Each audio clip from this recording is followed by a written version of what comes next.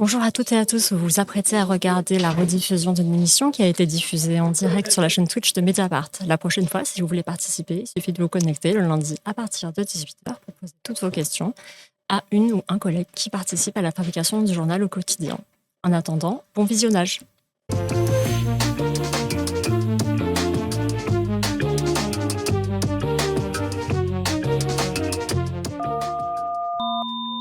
Abonnez-vous. On va parler d'addiction aux écrans, à la kétamine, à la puff, mais de surtout comment Fabienne a pu installer ses micros pendant 4 mois dans le service d'addictologie pédiatrique de l'hôpital Robert Debré à Paris. C'est une parole rare qu'on entend de parents, d'enfants, ados et de la psychiatre qui les suit. Voilà, c'est parti. Commençons par le commencement. Fabienne, est-ce que tu veux bien te présenter ? Ouais, avec plaisir. Bonjour, bonsoir tout le monde.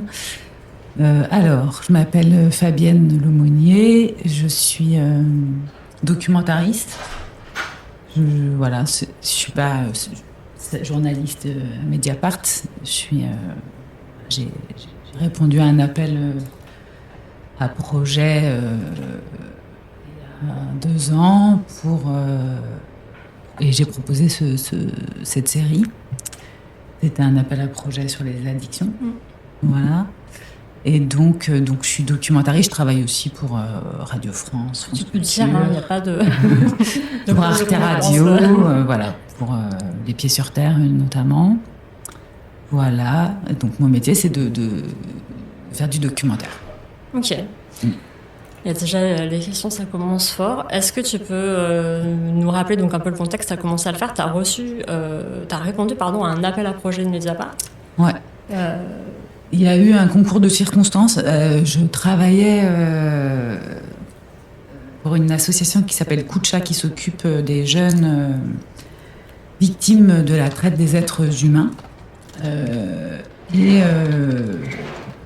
Je travaillais, donc j'étais avec eux et ils me parlaient d'Emmanuelle Perret, qui est donc la psychiatre qu'on entend dans la série. Comme quoi c'était une super professionnelle et qu'elle leur renvoyait notamment parfois des patients à elle pour qu'ils soient protégés et extraits de leur environnement dans cette association Kucha, donc. Et puis voilà, donc il me parle de ça. Et 2 jours après, un ami m'envoie l'appel à projet de Mediapart. Et donc voilà, je sais pas, j'ai suivi le fil. J'ai appelé Emmanuel et j'ai écrit le projet. Et ça s'est fait comme ça. Et donc ça a été combien de mois d'enregistrement ? Et donc on s'est mis d'accord. Au début, ça devait être 3 mois. Je suis restée plus longtemps. Je suis restée 4 mois. Alors c'était pas toutes les semaines, j'étais présente 2 à 3 jours tous les 15 jours. Okay. Voilà, ce qui permettait au temps de passer et donc aux situations d'évoluer. Voilà, parce que petit à petit, au début j'ai enregistré beaucoup de consultations. Et puis petit à petit, il y a des patients que j'ai revus. Et puis, je me suis dit, tiens, eux, on va essayer, elle, lui, on va essayer de le suivre un peu plus. Donc parfois, je décalais mes venues en fonction de leur consultation. Ah oui, tu calais un peu sur leur agenda. Pour essayer de les revoir. Et qu'on puisse avoir Bon, après, sur 6 mois, on évolue peu. Mais on évolue quand même. Il y a quand même un début d'histoire qui pouvait s'écrire, quoi. Et sur l'équipe à proprement parler du podcast, vous étiez combien à travailler Donc c'est Michael Ashdenberg et Pascal Pascariello qui m'ont suivi ici. Donc, voilà. Mais surtout Pascal, quand même, qui était très très présente, qui m'a beaucoup aidée pas tout le temps, mais aussi pour avoir donc les autorisations, parce que c'est quand même pas rien d'enregistrer d'une institution telle que la PHP de Paris, et donc l'hôpital public. Donc voilà, donc elle m'a aidée. Voilà. C'est elle qui a... Moi, j'ai eu l'accord de principe d'Emmanuelle Perret, donc c'était la base. Après, Emmanuel est du chef de service de son service, voilà. Et après, il fallait, comme la PHP, donc c'est toute une énorme institution, il y a un service de communication, voilà, avec qui il fallait dealer. Et donc là, c'est Pascal qui a pris le relais parce que, voilà, elle représentait Mediapart. Et pour la partie réalisation et pour le graphisme, donc graphisme c'était Justine. Ouais, donc ça c'est venu plus tard, enfin vraiment à la fin. Et en réal, petit à petit, c'est Sylvain Richard qui a fait la réal avec moi et Pascal. On a travaillé. D'abord, une longue phase d'enregistrement, beaucoup d'heures de rush. J'ai essayé de calculer hier un peu, mais voilà, je sais pas trop si c'est 40 heures, je dirais. Okay. 40, 50 heures de rush. Bon, c'est parce qu'une consultation, c'était minimum 45 minutes, entre 45 minutes et 1h30. Donc, pour traiter cette heure et demie, il faut déjà au moins 4 heures. Alors après, il y en a qui vont plus vite, où tu sais qu'on va pas suivre. Petit à petit, je savais que j'allais pas suivre telle personne. Mais au début, j'ai quand même tout ramassé pour faire écouter à Pascal. Donc, ramasser les 1h30 pour garder 20 minutes pour qu'elle puisse écouter et un peu me dire, tel personnage ou tel autre. Puis après, une fois qu'on a un peu décidé les personnages, j'ai commencé à venir en axant ma présence sur les personnages qu'on a gardés. Alors, j'appelle le personnage, évidemment, on n'est pas dans la fiction. Donc, c'est pas vraiment évidemment, voilà, c'est des témoins, Bon, j'emploie le mot personnage, mais bon, effectivement, c'est des personnes qui existent, des patients, voilà, oui. Des patients pour le coup, des patients qu'on a décidé de suivre.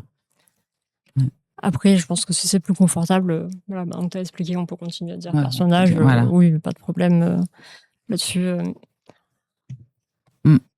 Bon, je vais voir comment, mais bon, ouais, on peut dire personnage éventuellement. Protagoniste, nous dit Vitria aussi. Voilà, protagoniste. Pas mal, ouais. Terence, c'était un petit peu en avance sur le plan que j'avais fait, mais on peut aussi parler de ça maintenant. Sur la question de Terence, quelles ont été les autorisations à obtenir? Est-ce que ça a été dur de convaincre les équipes médicales pour ce projet? Alors, de toute façon, c'est toujours... en fait, le temps, c'est un allié. Les choses se font pas tout de suite. Et avec Emmanuel, donc Emmanuel Perret, la psychiatre, ça s'est vraiment...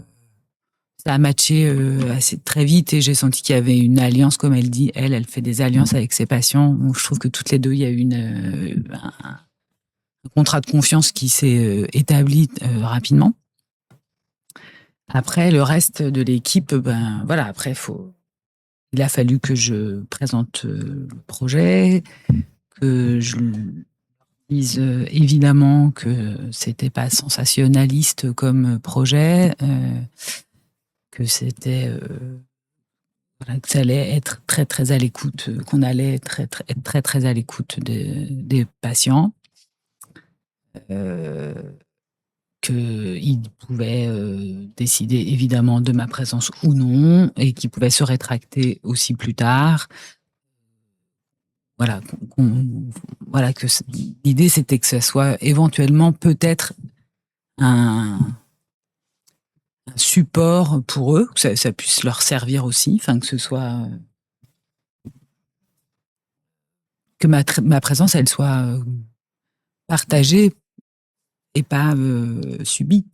Oui, puis on en parlait un petit peu avant le début de l'émission, que ça peut aussi avoir des vertus dans le processus d'une thérapie pour les personnes qui participent. Je pense que ça donne du poids à leurs paroles. Ça accentuait l'écoute d'Emmanuel Perret, en fait, ma présence. Ça multipliait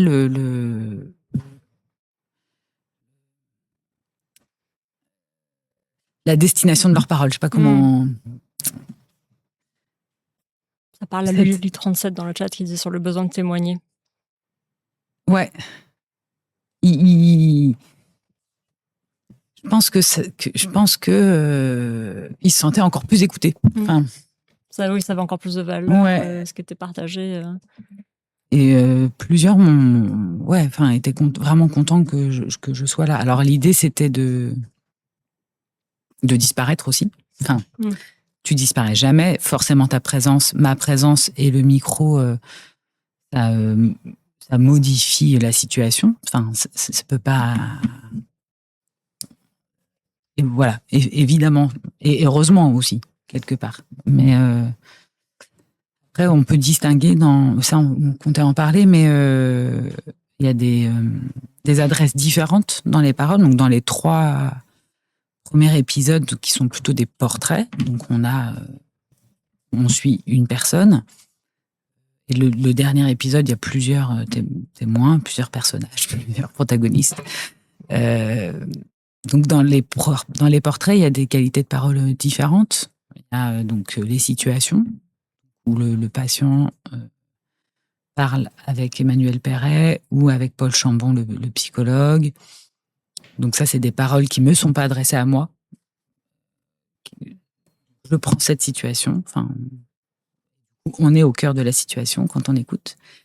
Il y a de l'interview où il me parle pour le coup à moi, qui a une parole de qualité différente. Elle m'est adressée à moi. Elle est d'ailleurs prise avec des micros différents aussi. Je ne sais pas si ça s'entend. Il y a un micro mono, donc la voix elle est plus proche. Et dans la situation, c'est stéréo, un micro stéréo. Donc on entend aussi l'acoustique de la pièce, on entend mieux, plus. Et c'est à peu près les 2 qualités de parole qu'on a. Voilà, après il y a les parents qui peuvent intervenir, qui peuvent parler de la personne. À Polonia, il y a son papa, Alexis, il y a sa maman qui parle.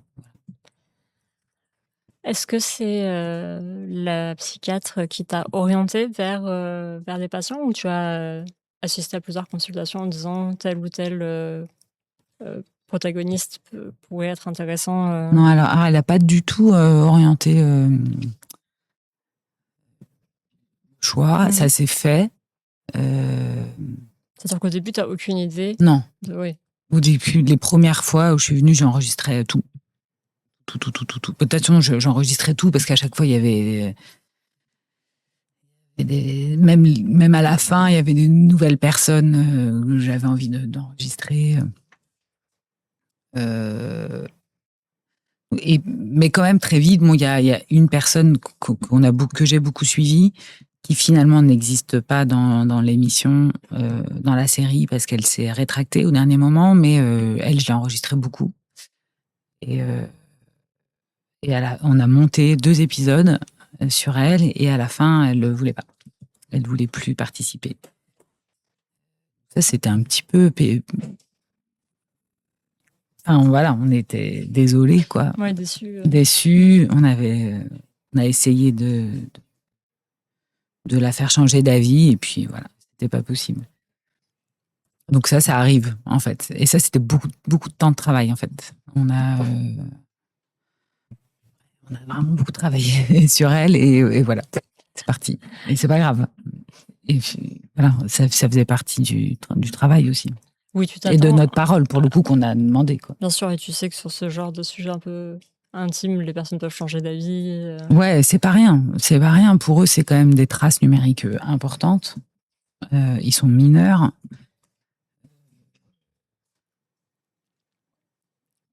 On ne sait pas quelles conséquences ça peut avoir sur leur parcours. Moi, je le sais pas. Ils le savent pas non plus.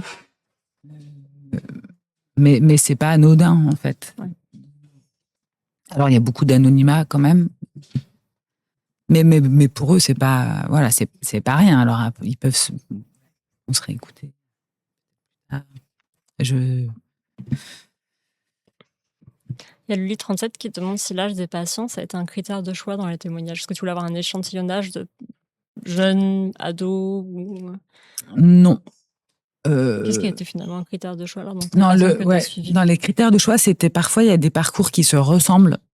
Donc on voulait pas raconter la même chose 2 fois. Il fallait qu'ils soient un petit peu complémentaires quand même, qui incarnent des problématiques différentes. Donc ça a été un critère de choix. Par exemple, Tina, il y avait une autre personne qui était proche de son histoire, du coup qu'on n'a pas gardé. Apollonia aussi. Enfin, voilà. Ouais. Peut-être puisque tu parles de Tina, pour détailler son portrait, est-ce que tu peux nous dire 2 mots sur son parcours donc, elle est là pour une overdose, enfin elle fait une overdose à la méthadone. Ouais.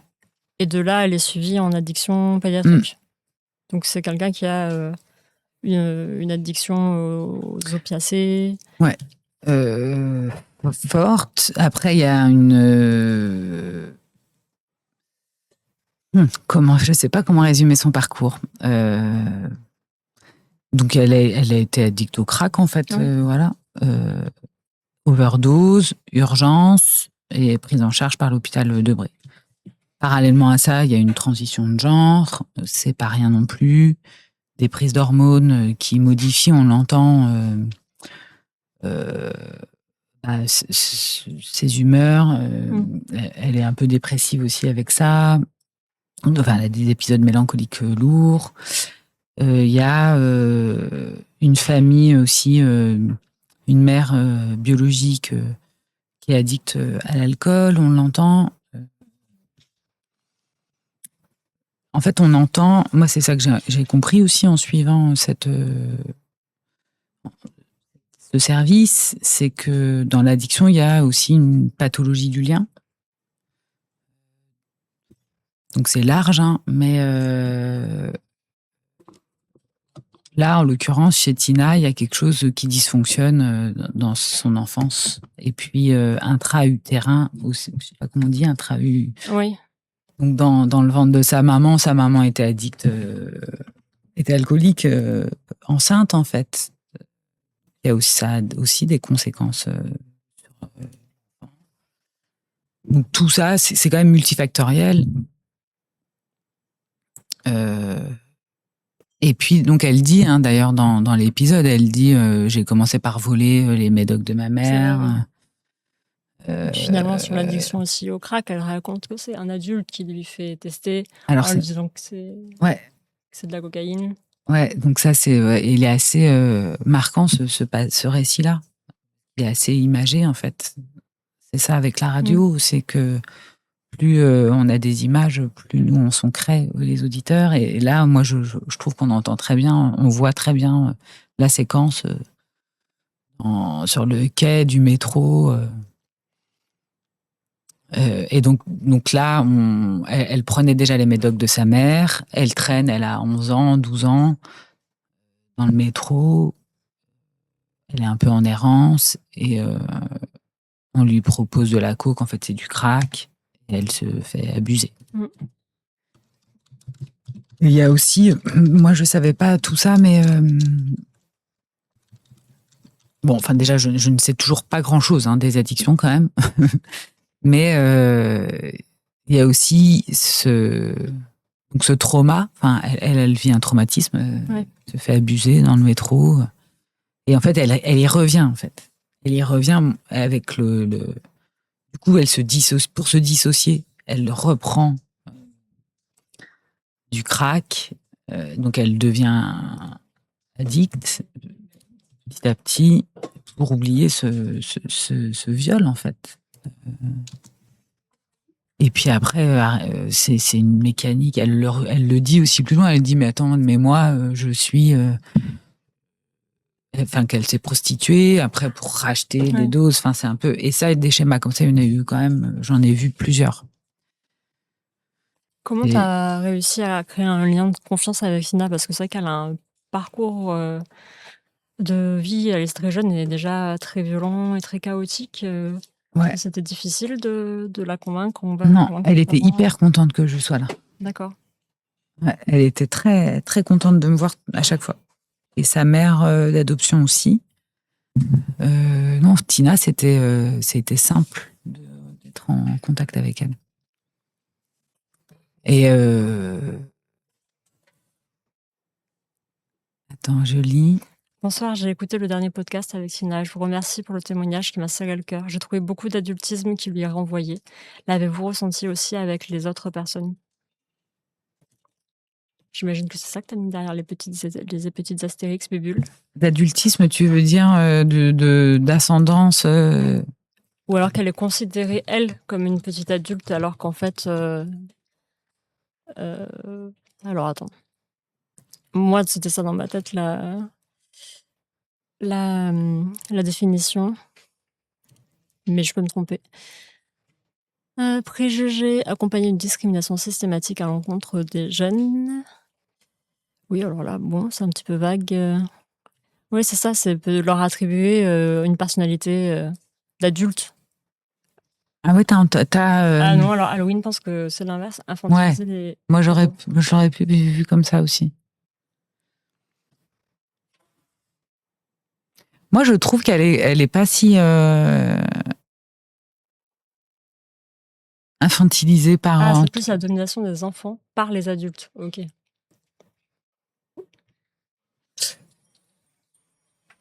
Bah, dans son parcours, par le fait qu'elle se fait droguer à son insu par un adulte pour ensuite l'agresser. Oui, d'accord. Je pensais que tu parlais du rapport d'Emmanuel Perret, la psychiatre, avec elle. J'avoue, j'ai pas bien compris non plus. N'hésite pas à repréciser, mais en tout cas, moi, je trouve qu'elle les infantilise pas en général, Emmanuel Perret. Ouais, je trouve pas non plus. Ouais. Je trouve qu'elle en tout cas, elle est assez remarquable dans sa façon de leur donner confiance en eux, je trouve. Enfin, derrière, je trouve qu'elle a toujours cette volonté-là, qu'ils perdent pas confiance en eux. Moi, c'est ce que je sentais. Je trouve que c'est quand même ce qu'on entend. Est-ce ça a été difficile sur son parcours de protéger son anonymat, justement? Parce que c'est vrai que moi, en écoutant ce témoignage, c'est vrai que tu te dis qu'elle est à risque, quoi, et que comment faire pour protéger au maximum.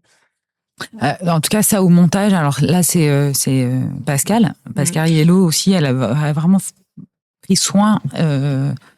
Et après, on a pris soin de pas la stigmatiser, parce que dans un rôle parce que parfois elle avait des excès un peu, elle jouait un rôle où elle provoque, et du coup on a fait attention à prendre soin d'elle dans le montage pour pas qu'elle soit support à commentaires clichés. Enfin, pas la stigmatiser, quoi. Vraiment, on a vraiment fait attention à pas l'enfermer dans parfois un rôle qu'elle se donnait devant le micro. Parce que aussi le micro pouvait être support à exacerbation de sa personnalité, je sais pas comment dire. Tu parles pas de la même façon. Ouais, des fois elle était en démonstration, quoi. Et donc tout ça, on faisait attention à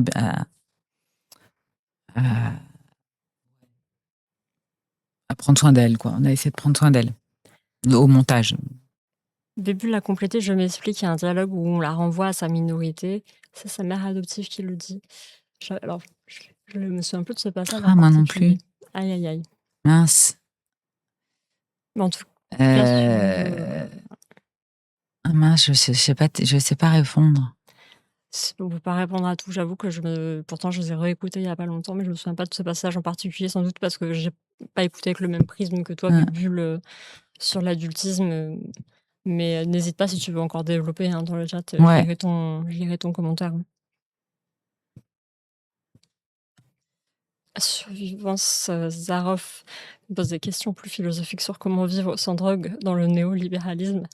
C'est vrai qu'elle le disait beaucoup. Elle le dit beaucoup, Emmanuel Perret, qu'on vit dans une société hyper addictive.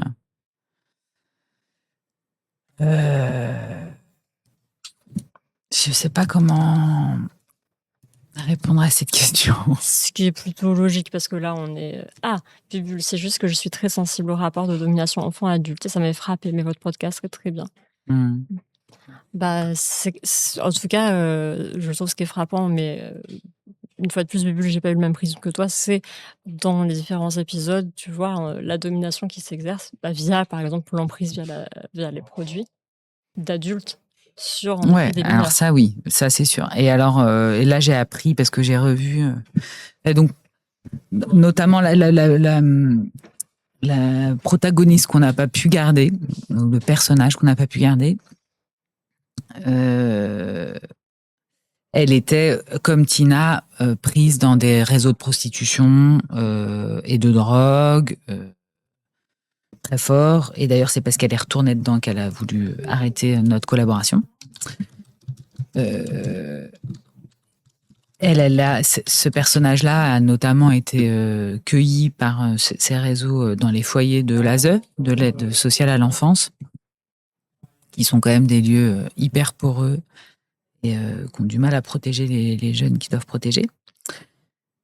Et donc hier, je discutais avec Emmanuelle Perret, on a eu un échange où elle me disait que il y avait 20 000 mineurs qui se prostituaient en France. Ça, c'est les remontées des associations. Donc, voilà, c'est imprécis. Mais c'est quand même énorme. Et le lien avec l'adultisme, enfin, c'est en fait où sont les clients. On vit dans une société où il y a quand même, allez, je sais pas, peut-être 100 000, 150 000 pédocriminels qui abusent d'enfants, enfin, qui sans souci, usent des services d'enfants, de jeunes mineurs, quoi. Ouais. Et donc ça, je sais pas si c'est de l'adultisme, mais... En tout cas, dans le rapport de domination qui est mis en place par la soumission chimique, oui, je pense complètement. Mais... en effet, dénoncer le manque de moyens des ASE. Ouais. Oui, oui. Ah ouais, non, mais là, et le manque de moyens de la PJJ, du service du service que j'ai suivi, de l'hôpital public en général. Enfin. On a une Agalion qui précise l'adultisme, c'est plus la domination systémique, c'est l'équivalent enfant du féminisme, du validisme. Merci du coup pour ton complément d'info. Et bienvenue à Sacha, bienvenue Romain, éthique à Aéromythe, tu arrives un peu en avance. Par le passage de Zinedine. Ouais, j'ai été touchée par le passage avec Zinedine. J'étais marquée par le décalage entre son degré d'addiction et sa lucidité, la responsabilité qu'il a pour essayer de s'en sortir en général et pas que sur ses addictions. Écoute, ça tombe bien parce qu'on a prévu un peu plus loin dans le stream de diffuser l'extrait dont tu parles de Zinedine qui est dans le 4e épisode. Peut-être qu'on peut passer à l'épisode 2 parce que on va vous diffuser un extrait de l'épisode 2. Alors, normalement, tout est en place. Pour que ça marche. Pour que ça fonctionne. C'est parti, on va mettre les casques, on va couper les micros. Dites-le-moi dans le chat, vous savez que je suis toujours réincarnation de Patrice Carmouze, même s'il n'est pas mort, vous avez compris. Alors, c'est parti.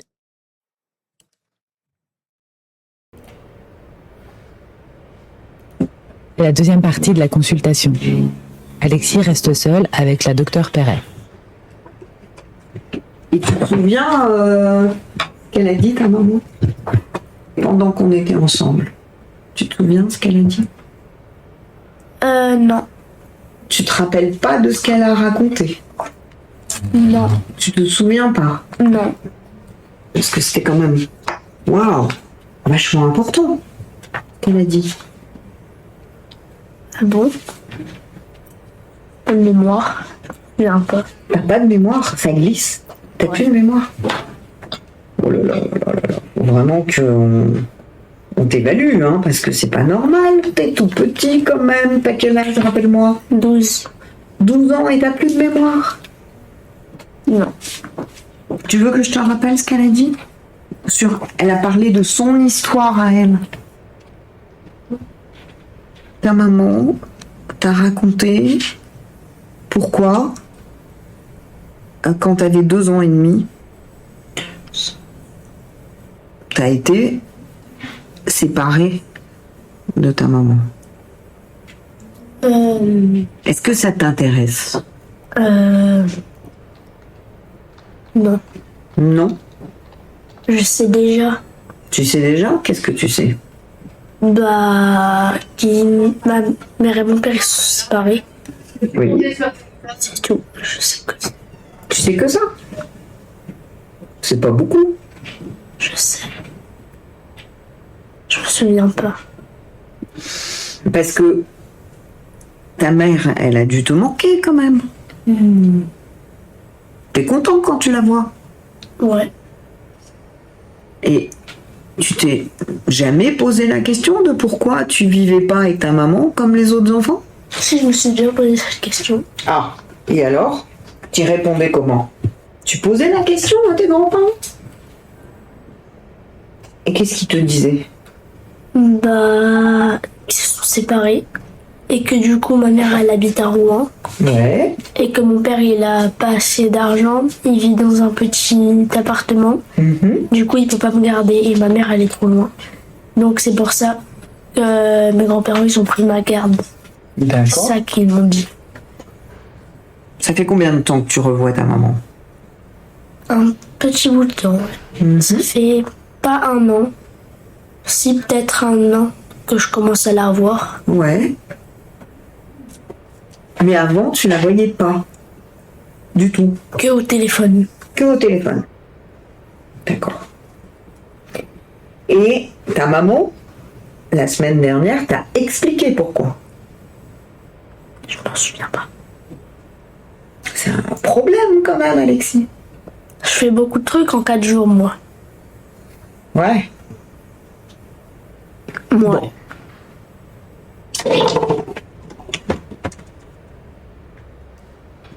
Il est difficile pour Alexis de se rappeler que ses parents n'ont pas pu s'occuper de lui. Il semble aussi avoir oublié les 4 années d'absence de sa mère lorsqu'elle était en détention. Depuis un an, Alexis peut la revoir. Au début, c'était en présence d'un éducateur. Et il y a quelques mois, la juge des enfants les a autorisés à se voir sans médiation. À la sortie de la consultation, nous retrouvons Alexis, seul. Je viens ici toutes les 2 semaines pour parler parce que je joue trop aux jeux vidéo. Est-ce que tu sais pourquoi tu joues? Oui. Pour vendre après. Bah en fait Roblox c'est une plateforme là où il y a plein de jeux à l'intérieur, mais tu as un avatar et dans tous les jeux que tu joues tu le gardes. Je joue à un jeu qui s'appelle Style à Brainrot et à l'intérieur il y a des Brainrot. C'est des choses fusionnées, par exemple un requin avec des chaussures sur la plage, c'est généré par l'IA. Et il y en a qui coûtent cher. Moi, j'y joue pour pouvoir les vendre à un moment. Et t'en as déjà vendu? Pas encore. Donc tu joues pour gagner de l'argent? Pour essayer, oui. Et t'as déjà dépensé de l'argent? Oui. Dans tout, depuis que je joue à Roblox, au moins 1000 euros. Quand j'avais 9 ans, je volais l'argent. Je prenais genre mais vraiment des grosses sommes. En mode, on peut acheter des cartes de points. Et après, en mode, je les scannais sur mon téléphone. Après, ça mettait les points. Et tu les achètes où? Bah, Micromania. Et les amis dans le jeu et les amis dans la vie? Bah, c'est différent parce que dans le jeu, j'ai 934 amis. En tout, que j'aime, que je joue avec eux, mais que je connais pas dans la vraie vie. Et dans la vraie vie, j'en ai 20. Donc, il y a une grosse différence. Et dans tous les cas, maintenant sur Blox, c'est une vérification d'âge. Par exemple, moi, j'ai pris en photo mon père avec son autorisation. Du coup, ils ont cru que c'était mon père qui jouait. Donc après, ça a dit votre estimation d'âge est de 21 ans, alors qu'il en a 50. Quand il a vu ça, il a dit ah bah ils sont gentils. S'ils avaient détecté 13 ans, qu'est-ce que t'aurais pas eu le droit de faire? Bah, je pourrais pas parler dans le chat. Je pourrais pas écrire des messages, ça c'est ultra chiant. écrire des messages, ça fait partie de Roblox. Sans les messages, c'est nul de jouer. Lorsqu'un enfant ou un jeune adolescent arrive aux urgences,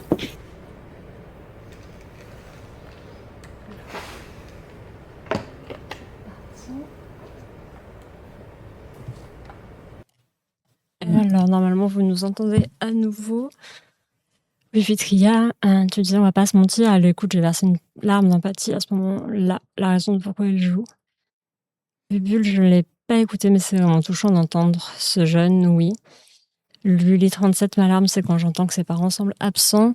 Donc, c'est le plus jeune des personnes qui témoignent en portrait. Il a que 12 ans. Ouais, il a 12 ans. Ouais. Et c'est une addiction, c'est l'addiction aux écrans. Donc, c'est quand même un autre protocole pour le sevrage. C'est pas. Il y a moins de possibilités chimiques. Donc là, il faut. Enfin, là, l'enjeu pour l'équipe d'Emmanuel Perret, c'était de essayer, bon, déjà qu'il ne décroche pas scolairement. Un gros enjeu. Et ça n'a pas complètement marché, je crois. Après les dernières nouvelles que j'ai d'Alexis, et puis qu'il puisse avoir des activités, quoi. Ouais. Parce que là, il est très seul, et donc il vit chez ses grands-parents, chez sa grand-mère, qui est une femme âgée, et qui le laisse pas mal en autonomie. Ouais, et donc devant il les a écrans, 85 ans, je crois, quelque chose comme ça. Ouais, il a 82, ouais, je crois. C'est difficile de se rendre compte. Il raconte que jusqu'au petit matin, en fait, il peut. Ouais, il peut jusqu'à jouer. 5-6 heures, et puis des crises, face à des crises de colère, la grand-mère a 82 ans, voilà, elle est démunie, en fait. Et en plus, voilà. Ouais, elle est démunie. Donc Roblox, il explique, c'est une plateforme sur laquelle tu peux jouer à différents jeux, parler à différentes personnes, repères notoires aussi, on parlait tout à l'heure de pédocriminels. Et donc c'est ce jeu qui fonctionne, c'est expliqué par le psychiatre dont j'ai oublié le seul homme de Paul l'équipe. Jambon, ouais. Paul, oui. Qui a un mécanisme qui se met en place, qui est le même que celui sur des jeux d'argent. Ouais. Et d'ailleurs, il le dit, moi je veux gagner de l'argent. Oui. Enfin, et en fait, il a perdu 1 000 € dans l'histoire. Il vole de l'argent pour acheter je sais pas bien compris, des attributs à ces personnages qu'il gagne au hasard. Donc,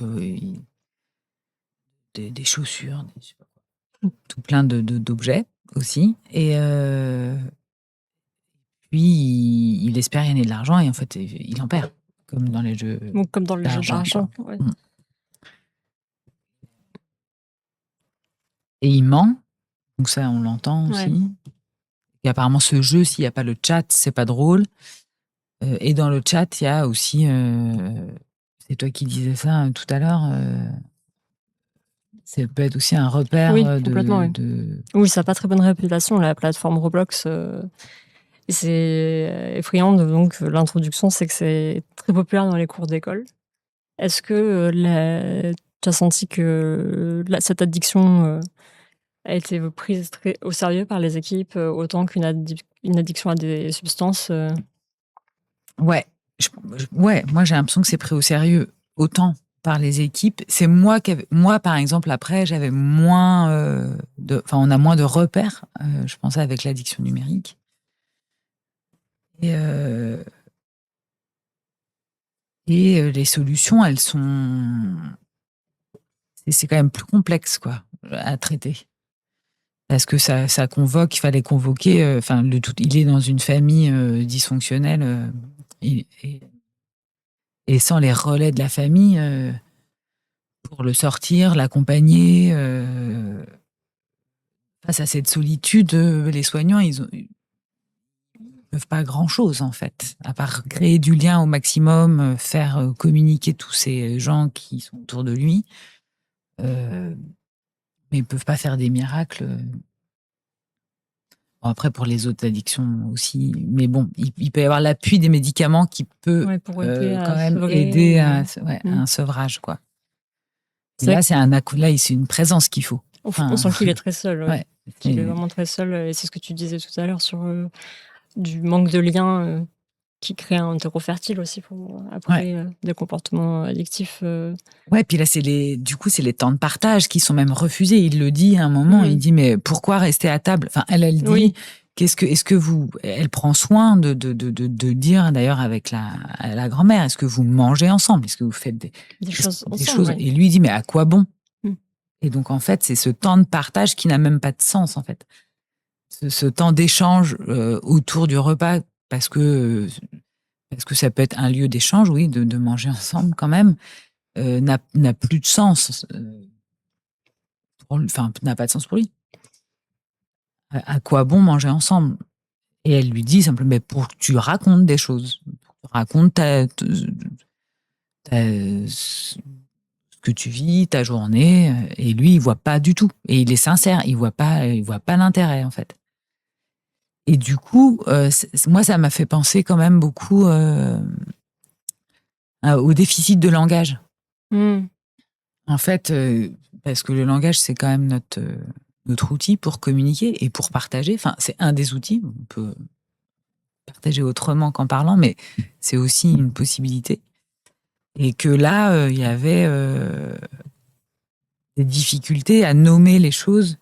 Et d'ailleurs, lui, il le dit aussi, enfin, il a des problèmes de mémoire récurrents qui sont symptomatiques. Et donc, il nomme très peu. Il nomme très peu pour lui, et donc il est très très loin de pouvoir échanger, en fait. Parce que lui nomme pas. Déjà, pas de langage sur ses émotions vraiment. Et d'ailleurs, il se demande même s'il a des émotions. Et donc, peut-être même le piège numérique, c'est aussi ça. C'est tout d'un coup de se priver même d'une émotion. Le piège du jeu, quoi. Enfin, moi, c'est ce que. Voilà. C'est pas des théories scientifiques. Et justement, ces grands-parents, donc, ils sont démunis face à ces crises de colère incontrôlables, qui décident, dès qu'ils essayent de lui retirer un écran, qui décident de le faire consulter dans ce service. Comment tu as fait pour pouvoir capter sa parole sans qu'elle soit dénaturée? Est-ce qu'il y a eu des moments de colère ou Tu parles de par rapport à la parole où lui me parle en interview ou les paroles les en paroles en situation situation Parce qu'on sent qu'il a vraiment, comme tu dis, beaucoup de mal à déjà nommer ce qu'il ressent, à communiquer. Il est très impatient. On l'entend à la fin, la dernière consultation, il joue avec des boules, il est en mouvement tout le temps. En fait, c'est très ténu. La façon dont elle fait alliance, la docteure, avec lui, il faut vraiment pas... pour capter son attention, il faut être très concentré, en fait. Donc, et t'avais pas peur que le micro le déconcentre et soit... Il avait très envie d'écouter tout le temps. Il voulait prendre et là, elle voulait pas que je... Enfin, je lui ai fait écouter, évidemment, quand même, mais ce qui se passait. Et aussi les micros, la stéréo, ça l'a intéressé. Mais oui, il fallait pas que ça soit un objet qui le divertisse. Enfin, il fallait pas que ce soit quelque chose qui le divertisse pour répondre aux questions. Mais oui, on sent son l'impatience par les bruits avec les boules chinoises. Ouais, il touche tout. Il touche tout le temps à quelque chose. Et là, c'était particulier parce que la grand-mère voulait pas que je sois là. Enfin, elle avait pas du tout, elle avait pas très envie de ma présence. Et lui et la mère avaient décidé que je pouvais être là. Et elle, du coup, elle a dit OK, si vous êtes d'accord. Et à la fin, il y a eu une alliance avec la grand-mère aussi qui finalement ça s'est bien passé. Okay. Vitria, pour l'avoir vécu, il y a surtout le fait que quand les adultes essaient de s'intéresser à la vie des enfants, ils parlent uniquement de trucs qui les intéressent eux, et du coup, ils n'essayent pas de comprendre l'enfant. Et enfant, tu t'en rends compte fort quand tes parents veulent te faire la discussion en posant des questions à côté, d'où le à quoi bon rester à table. On sent d'ailleurs que quand c'est la partie où tu l'interviews, sa voix, elle est plus vivante quand il parle de Roblox, que c'est ça qui l'intéresse complètement. Et là, ça rejoint sur Roblox en particulier. Donc, c'est pour acheter des options et des accessoires sur Roblox que tu peux ensuite revendre sur le marketplace. Ouais, c'est ça. Ouais. Pourtant, c'est un jeu designé pour les enfants, nous dit le rêve. Ouais. Mais oui, tu as raison, Sacha, ce genre de jeu, c'est beaucoup plus une plateforme sociale finalement qu'un jeu vidéo. Ouais. En tout cas, dans l'utilisation qu'en font les enfants. Ouais. Avec les 934 amis. Amis qu'il a, ouais, sur Roblox. Et par rapport à Roblox, lui, tu te demandes quelle est la responsabilité des producteurs de jeux qui inventent ces récompenses, qui poussent à dépenser leur argent. En fait, je vais regrouper ton message avec celui d'Aéromite. J'ai peut-être loupé une partie, mais Alexis semble être en contact avec son père, puisqu'il a pu avoir un compte adulte grâce à lui. Ouais. Donc, quel est son lien avec son père? Pourquoi il s'occupait de lui? Ça, c'est Ouais. peut-être un peu compliqué d'y répondre. Mais en fait, pour répondre à ta réponse, je pense à ta question, 837, le garde-fou qui est mis en place pour pas qu'il y ait de mineurs qui s'inscrivent, c'est que tu dois prendre une photo de ton visage, en gros. Tu dois justifier ton âge, ouais. Voilà, pour justifier ton âge. Mais il suffit qu'un adulte, comme là, c'est dans le cas Oui, d'Alexis, c'est pas très compliqué de hacker le truc. Voilà. Le père, ouais, c'est un mystère. J'ai pas pu avoir trop. J'ai pas bien compris la situation du papa. Oui, c'était pas En tout cas, je l'ai jamais vu. Il habite pas, il a pas d'endroit pour recevoir son fils, mais ils sont en visite. Je pense qu'il est pas très. Je sais pas. Oui. Non.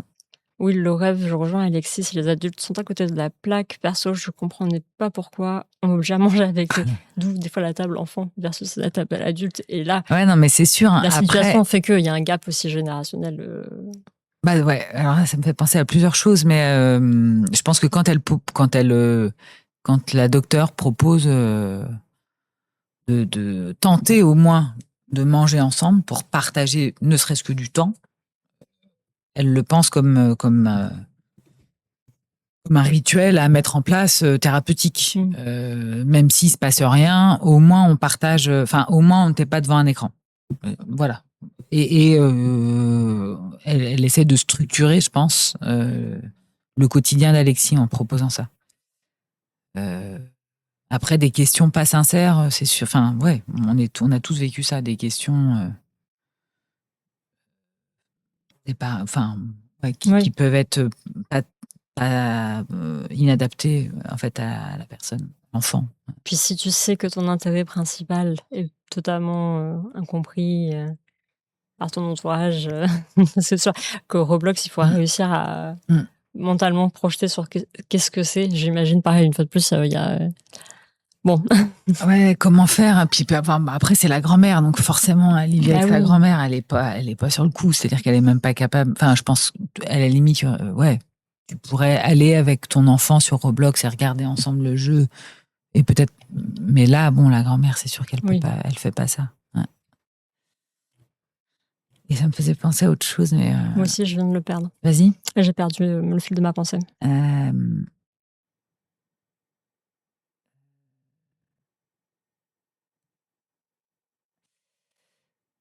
Si je retrouve ma question, comme on a l'impression que c'est quelque chose qui est de plus en plus prégnant dans la société, est-ce que quand tu as laissé tourner au début ton enregistrement, il y avait beaucoup d'autres mineurs qui étaient concernés par les addictions aux écrans?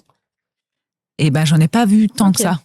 En revanche, ils le sont. En revanche, quand même, au niveau d'Alexis, c'est-à-dire à se coucher à 5h du matin et à faire des crises de colère, etc., j'en ai pas vu d'autres. En revanche, j'en ai pas rencontré d'autres. En revanche, il y a chez tous un rapport à l'écran omniprésent dans les consultations, le rapport aux réseaux sociaux, Snapchat, y répondait, quasi tous. Ah oui, c'est vrai que là, on n'a pas l'image, mais donc le téléphone est présent. Le téléphone est présent dans les consultations, souvent. Et même, il y avait une séquence avec le personnage qu'on n'a pas gardé, où elle répond au téléphone. Ah oui, en consultation. En consultation avec sa poteau, qui parle d'aller chercher de la spleen dans tel four, machin et tout.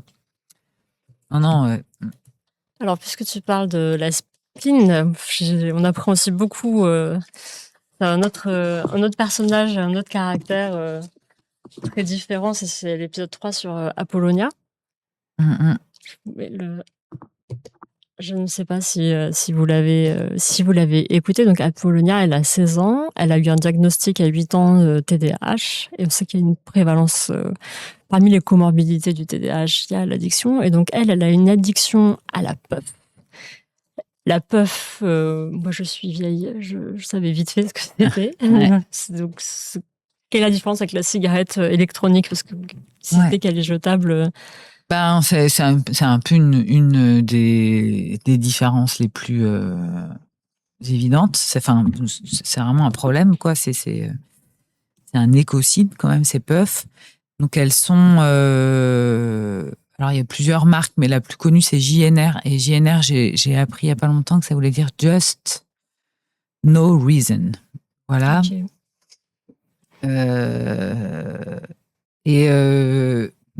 Elles sont. Alors, une autre différence, c'est qu'elles sont faites en Chine et qu'on ne sait pas ce qu'il y a dedans vraiment. C'est pas contrôlé par la communauté européenne, alors que les CE et les fioles qu'on met, les charges qu'on met dans les CE, c'est contrôlé par la communauté européenne.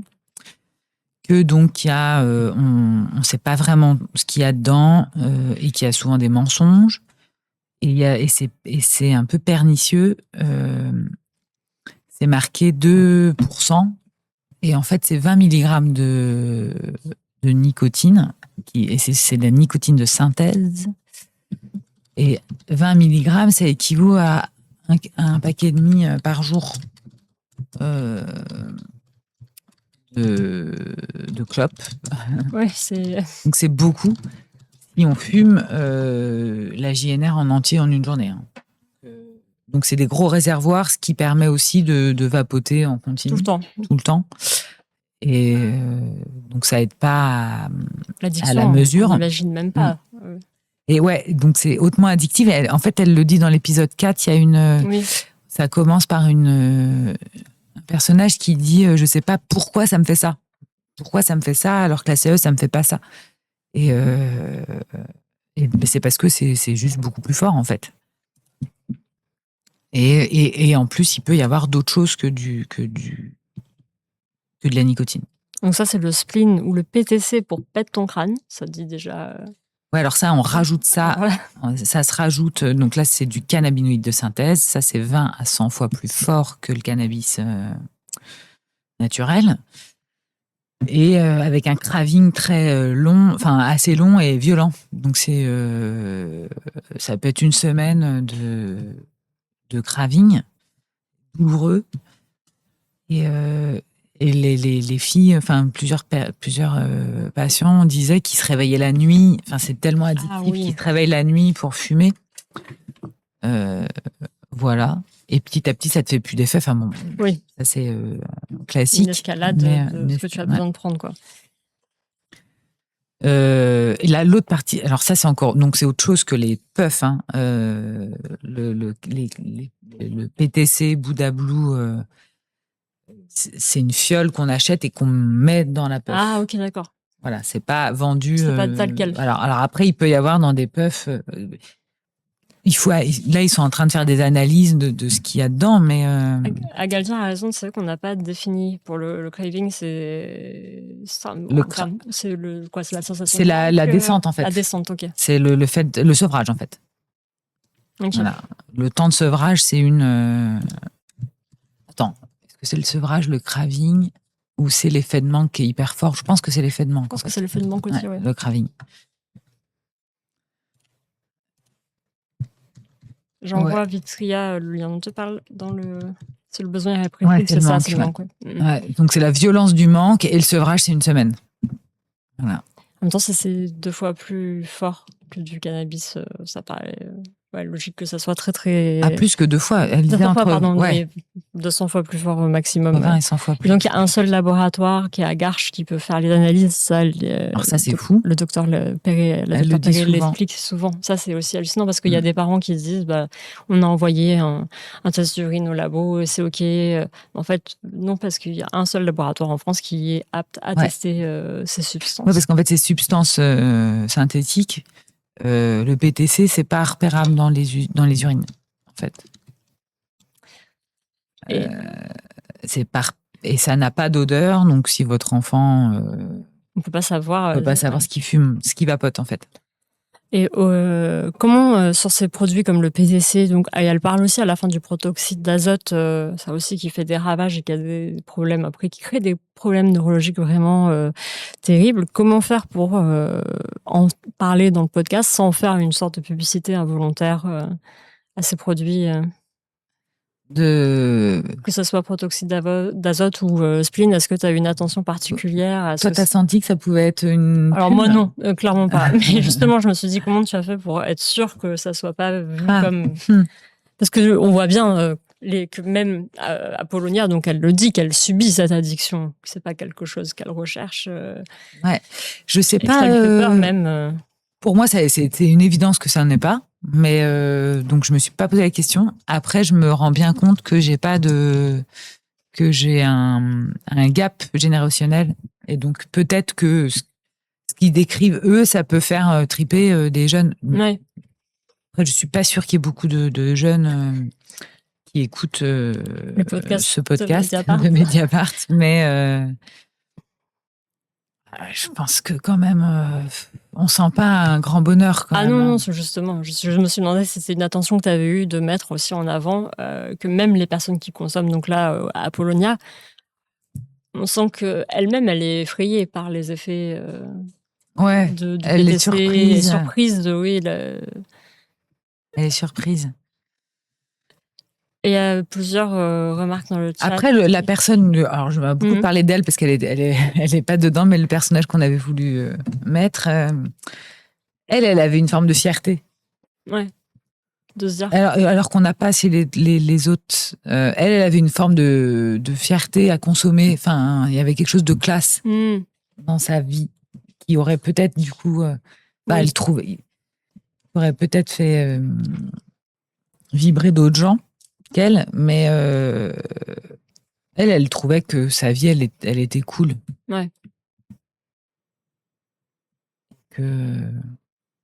À un certain moment, parce que pas tout le temps. Enfin, évidemment, c'est pas jamais définitif, c'est toujours en mouvement, mais parfois, en tout cas, parfois tu sentais qu'il y avait une petite fierté, mais c'était pas permanent. Donc peut-être ça aurait pu faire une forme de pub. Je sais pas. Oui. Et il y a des questions, mais notamment, je vois Bibule et un peu plus haut, je crois que c'était aussi le rêve sur... non, c'était Luli 37, pardon. Sur la famille, à chaque fois, le lien... est-ce qu'il y a un lien entre les différents personnages est-ce que ce lien, ça serait une famille dysfonctionnelle qui te plonge dans des problèmes d'addiction? Mais comme le fait remarquer Vitria, Apollonia, c'est le contre-exemple. Ses parents ont l'air impliqués. Elle n'a pas de problème d'argent. Il peut y avoir, il y a quand même, moi, ce que j'ai compris. Il y a l'isolement, beaucoup. Il y a l'isolement, et ce que j'ai compris en observant, donc je ne suis pas experte en addiction, mais il peut y avoir, donc effectivement, des familles, des traumatismes dans l'enfance, des familles dysfonctionnelles. Comme facteur favorisant les addictions, il peut y avoir ce TDAH dont on représente Apollonia. Dans 40% à peu près des cas, il y a un TDAH déclaré. Sur l'addiction, oui. Sur les addictions, chez les adultes. Donc c'est une portion à peu près équivalente chez les jeunes mineurs. Parce que, par exemple, le cannabis peut aider à la concentration, en fait, chez les personnes atteintes d'un TDAH. Il y a ça, il y a aussi comme autre facteur des traumatismes. Oui. Ça se retrouve clairement dans plusieurs personnes. Ouais, des traumatismes avec donc de la dissociation, des nécessités de se dissocier pour oublier. Quand même aussi, ça favorise aussi les addictions. Et c'est pour ça que la médecin et son équipe aimeraient idéalement, s'il y avait de l'argent dans le service public, plus investir un lieu où on pourrait traiter du trauma, des addictions, de la neurologie, un peu dans un même espace où les professionnels seraient spécialisés, mais connaîtraient aussi les spécialités des uns des autres pour pas multiplier les liens, parce que les patients, c'est quand même pas rien d'être en relation de confiance avec un médecin ou une médecin, une doctoresse. Et quand tu multiplies les professionnels, en fait, c'est trop. C'est Et fatigant. donc, c'est même pas possible. Enfin, à un moment, et puis il n'y a pas forcément de communication entre les professionnels qui vont traiter le trauma et l'addictologie, qui est un symptôme. Alors que si c'était au même endroit, dans le même espace, évidemment, ça favoriserait la communication et ça serait plus logique, en fait. Et je pense que ils se sentiraient plus protégés, mieux suivis. Voilà, donc la neurologie, le trauma et les addictions, clairement, il y a un lien. Tout à fait, lui 37 nous dit une équipe pluridisciplinaire au même endroit, ça serait le rêve.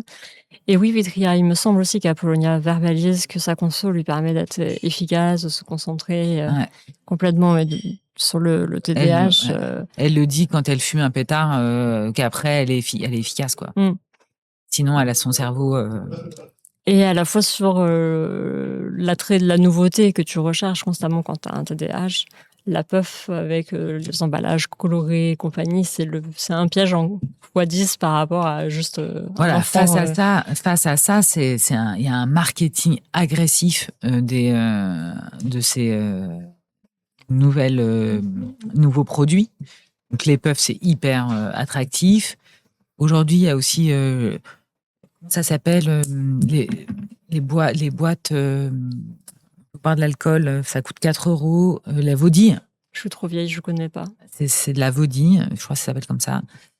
C'est de la vodka avec un goût au citron, enfin il y a plein de citrons, avec un marketing hyper attractif. Oui, tu as raison aussi, Louis 37, les écrans, ça aussi avec la dopamine pour le TDAH, c'est terrible. Ouais. Et donc là, c'était sur les portraits. Et sur l'épisode 4, là, tu as vraiment posé le micro dans le bureau de la psychiatre, donc Emmanuel Perret.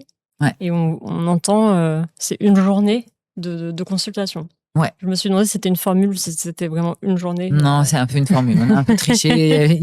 Mais bon, en gros, en une journée, elle voit plus de patients que les 5. Hein. Oui, je me suis dit. Elle en voit plus, mais c'est une journée type, en vrai. Ouais, c'est des... du coup, on a réagi au départ de ce personnage en imaginant cet épisode qui, au début, on s'était dit que ça pouvait être un premier épisode, et puis, en fait, il a trouvé sa place à la fin. Et moi, je suis contente qu'il existe parce que déjà, ça multiplie les voix. Et puis, et que de façon très synthétique, on a quand même des petits portraits de vie et d'addiction. C'est vrai que même si c'est très raccourci par rapport aux épisodes en portrait, il te laisse quand même des impressions très fortes. Ils sont très marquants. Ouais. Alors, il faut savoir que toutes ces situations, elles sont extrêmement montées. C'est rarement un plan séquence. Enfin, je ne sais jamais, en fait. Ça, c'est du coup un travail que tu fais avec Sylvain. Ça, c'est un travail qu'on a d'aller-retour avec Sylvain et Pascal. Okay. Ouais, non, c'est vraiment dentelé. Parce que comme on n'a pas l'image, il ne peut pas y avoir ce temps d'errance sur lequel notre concentration, elle pourrait aller sur le langage corporel. Quand on réalise un documentaire audiophonique, il faut pas perdre l'attention. Donc, on coupe pour essentialiser les paroles et tous les temps morts. C'est un autre rythme que dans la vie où le langage corporel qui permet à la concentration de rester focus. Du coup, voilà. Donc, du coup, ces petites séquences-là, elles sont Ouais, j'emploie ce mot-là, moi. On essentialise les séquences, quoi. On ramasse le propos. Parce que toutes les hésitations que moi je dis là, et qui sont multipliées par mes gestes, ça va pas marcher si on a que l'audio. Donc toutes mes hésitations, elles sont coupées, toutes les tics de langage, c'est coupé. On essaye tous les fils de pensée. Parfois, quand on parle, on a trois récits en même temps, on se raccroche, clac, clac, clac, là on va cling. Je sais pas dans le chat si vous avez écouté cet épisode, mais en tout cas, ça s'entend pas du tout. Que c'est très monté. Que c'est très monté. Ouais. Non, l'idée, pas c'est du que ça tout. s'entende pas. Oui, j'imagine. Mais ça... Ah, la Vaudie, voilà, c'est ça. Oui, c'est ça. 18 à 22% d'alcool. C'est dingue, ces Malheur, trucs. Et c'est vendu dans les comme les puffs, là, qui s'est interdit depuis 2025, les puffs, les 100 000 GNR. € d'amende si tu vends des puffs, ouais. Ouais, et ben la Vaudie, c'est vendu dans les petites épiceries, sans contrôle, à n'importe quelle personne. Quoi. Et ça coûte 4 €. Et t'as 22% d'alcool, donc c'était bien. Oui, c'est vraiment le cocktail Ouais, enfin, de l'enfer, quoi. Donc personne prend soin. Ouais. Je veux dire, les entreprises, c'est agressif, quoi. C'est tout à fait déplorable. bulle. Ouais, on se croit dans le cabinet avec les personnes. Grâce aussi à l'ambiance qui est captée. Ouais. Des bruits de portes, des gens qui parlent. Ouais, alors tout est pris, tous les sons sont pris dans l'hôpital. Le piano aussi. Ah oui, je me demandais pour le piano. Ouais, le piano aussi, ça vient de l'hôpital. Il n'y a que les musiques qui viennent de... Ok. Et les musiques qui sont du coup c'est Sylvain qui a proposé par Sylvain. Après, on les a écoutées ensemble. On a fait des choix. Too Busy Dancing, merci pour ton témoignage. Pour avoir été psychiatrisée à 14 ans, venant aussi de parents idéaux, impliqués, sans problème d'argent, c'est qu'on se rend pas forcément compte de ce qui se cache derrière, des exigences hors normes, des violences répétées qui ne sont pas forcément perçues comme telles par les enfants, puisque c'est le fonctionnement normal de la famille. Mes parents n'étaient eux-mêmes pas conscients de cette violence, ils l'ont vécu eux-mêmes. Ouais. Alors ça, la reproduction et message. Ouais. Et ça, on en a pas mal parlé avec Emmanuelle Perret. Elle le formule aussi comme ça, les traumas pas réglés se transmettent. Enfin, des violences pas réglées se transmettent. Elle appelle ça de l'épigénétique. Ah oui. Donc, c'est pas scientifique. Enfin, je sais pas trop les recherches où elles en sont, mais...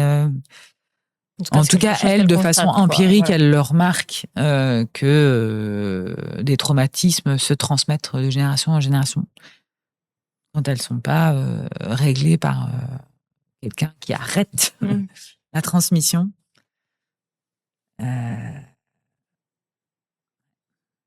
hôpital avec un piano, ouais. Oui, c'est vrai que c'est... Oui, j'ai l'impression que c'est de plus en plus fréquent. Au début, je me suis demandé si c'était dans une gare, moi, quand j'ai entendu le piano. Ah ouais. Mais oui, ça fait une petite note poétique d'entendre ce piano au loin. Et donc, sur l'épisode 4, il y a plusieurs ados qui sont mis en avant. Et parfois, je pense à Ryan, même s'il n'est pas présent, c'est son père qui parle. Donc lui, il est addict à la kétamine. Il a été par une emprise chimique via la kétamine dans un réseau qui le fait ensuite travailler pour qu'il puisse acheter sa dose. Et donc lui, il n'est pas présent, c'est son père qui raconte. Ouais. Il voulait plus témoigner. Et par contre, ils étaient d'accord. Le père, lui, il voulait bien. Donc tout c'est sous pseudo. Hein. Et donc moi, j'ai vu, en tout cas, il est arrivé pour la première fois, ses mensonges aussi, il ne voulait pas raconter vraiment. On sent qu'il a, enfin, son père pense qu'il a honte. Ouais. Et je confonds aussi avec l'autre, on entend un autre, Florian. Ah oui, aussi, oui. Qui lui dit, quand il dit non mais la spleen qui te l'a donnée, personne mais tu l'as acheté où? Mais nulle part. Mais elle tombe du ciel. Elle lui dit d'ailleurs à un moment, la docteur Perry, on n'est pas flic en fait. Vas-y, on peut se faire mais bon, pareil, grosse peur. Et donc Ryan, il est utilisé pour vendre, hein. Ouais. Et donc, ils le suivent, ils lui mettent un GPS Dans sa veste et ils se demandent s'il a le droit de faire ça. Et elle dit non, mais c'est les gens qui utilisent votre enfant qui devraient avoir honte. C'est pas vous et vous aimez. D'ailleurs, c'est cette phrase à la fin. J'avais noté dans un monde qui part en vrille, l'amour des parents, c'est plus que tout. Elle lui dit ça. Elle lui dit ça, oui, parce qu'on sent qu'il est dans un cas de conscience et à la fois et qu'il veut vraiment le protéger et qu'il est démuni. Ouais. Et ça, c'est quelque chose dont elle parle beaucoup. C'est que autant se reproduire, c'est naturel, autant être parent, ça ne l'est pas toujours. Et dans un monde qui part en vrille, encore moins. Savoir, prendre soin de ton enfant, avoir le temps, parce que c'est quand même du temps aussi, c'est ce qu'elle dit beaucoup. Le temps de prendre soin de ton enfant, c'est pas toujours proposé dans les vies quotidiennes des gens, c'est pas toujours facile, c'est pas toujours possible. Et elle dit, je rêve d'une maison de parents. On pourrait y aller voir et prendre des conseils quand c'est pas forcément inné chez tout le monde d'être parent, surtout quand toi-même tu reproduis un schéma. Il y a des communautés où ça se fait, où les enfants sont élevés par ça se faisait, je pense, en Occident aussi. Oui. Mais oui, on sent que c'est accentué aussi pour certains parents par la précarité, le manque de temps et de disponibilité. Et parmi les portraits, en tout cas le portrait que c'est moi qui ai choisi, que j'ai préféré, c'était celui de Zinedine. Donc lui, il arrive aussi dans un rapport d'emprise. Il arrive en France et il tombe sous la coupe d'une sorte de réseau de vol. Et il a après des problèmes avec la justice à cause de ça. Il est addict à plusieurs produits, polyaddict. Et donc là, c'est une consultation où il demande une ordonnance. Je vous propose de l'écouter.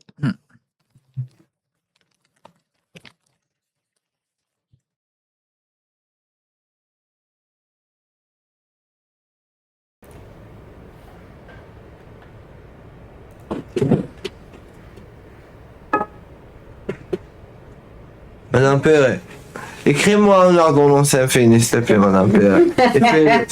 Fais-le gros. Un leitmotiv, hein, avec Zinedine, c'est une blague. Fais le logo de Infinity. Donc, le traitement. Tu prends quoi du traitement? Tout. Ouais. À l'âge de 13 ans, Zinedine a quitté l'Algérie pour venir en France. Il était ce qu'on appelle un mineur non accompagné. Quand il est arrivé à Paris, il a été sous l'emprise de réseaux de trafic d'objets précieux qui l'ont utilisé pour des actes de délinquance, pour lesquels il a eu une peine de tige, c'est-à-dire du travail d'intérêt général. 13h30. Aujourd'hui, Zinedine a 19 ans. Il est polyaddict et est suivi par la docteure Perret depuis 4 ans. Il fume encore du cannabis et détourne l'usage de certains médicaments, notamment du Rivotril.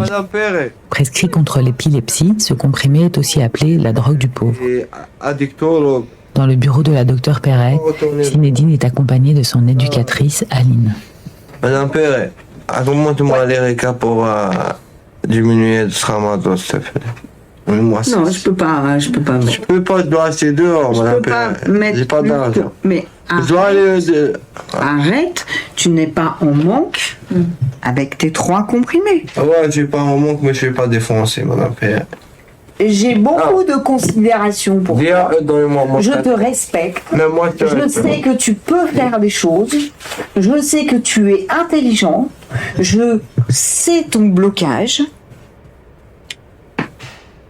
Et t'as fait 2 ans que t'as pas fait de garde à vue. Et t'as presque fini tes tiges. Donc, arrête, redresse-toi. Ça va, quoi? Quand je veux. Je sais, quand tu veux. Mais quand...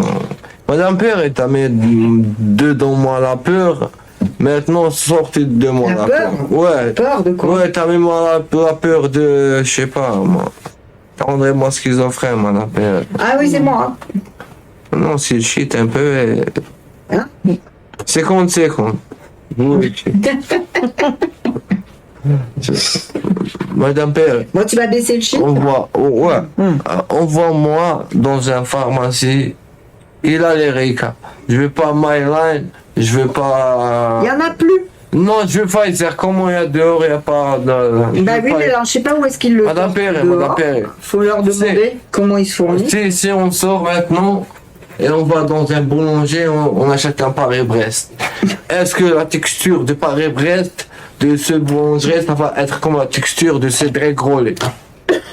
Je suis d'accord. Oui ou non? C'est comme ça Cédric Grolet. Ouais, c'est comme ça les laboratoires. T'as Madame goûté Père. Cédric Grolet. Ouais, mon ami là, c'était moi de là. Wow. C'est comme ça. Ils cherchent les meilleurs pareils, reste des meilleurs pareils, bref. C'est comme Madame Père, le laboratoire, et là son texture. Je sais Comme bien. le C'est bien. le bleu et le. Mais moi, je suis pas le laboratoire. Ça met moi dormir. Ouais. C'est mon dernière année. Étant tout juste majeur, Zinedine ne va plus pouvoir être pris en charge par l'aide sociale à l'enfance. Au moins. Dans 1 an, il devra quitter la structure qui l'accueille et le suit dans son parcours d'insertion. Selon la docteure Perret, l'incertitude de son avenir l'angoisse et rend difficile son sevrage. Ah, je suis fatigué. Et si on demandait une hospitalisation de sevrage à Créteil, Madame Père, on est à Paris, il y a 20 arrondissements. Même moi dans un arrondissement parisien. Marmottan? Mais les montants. Non, Ménilmontant, il n'y a pas. C'est l'hôpital psychiatrique, Ménilmontant. Psychiatrique ouvert. Ouais. Ah ouais, on va aller là. Tu serais pas contre? Ouais. Ah ben, pourquoi pas?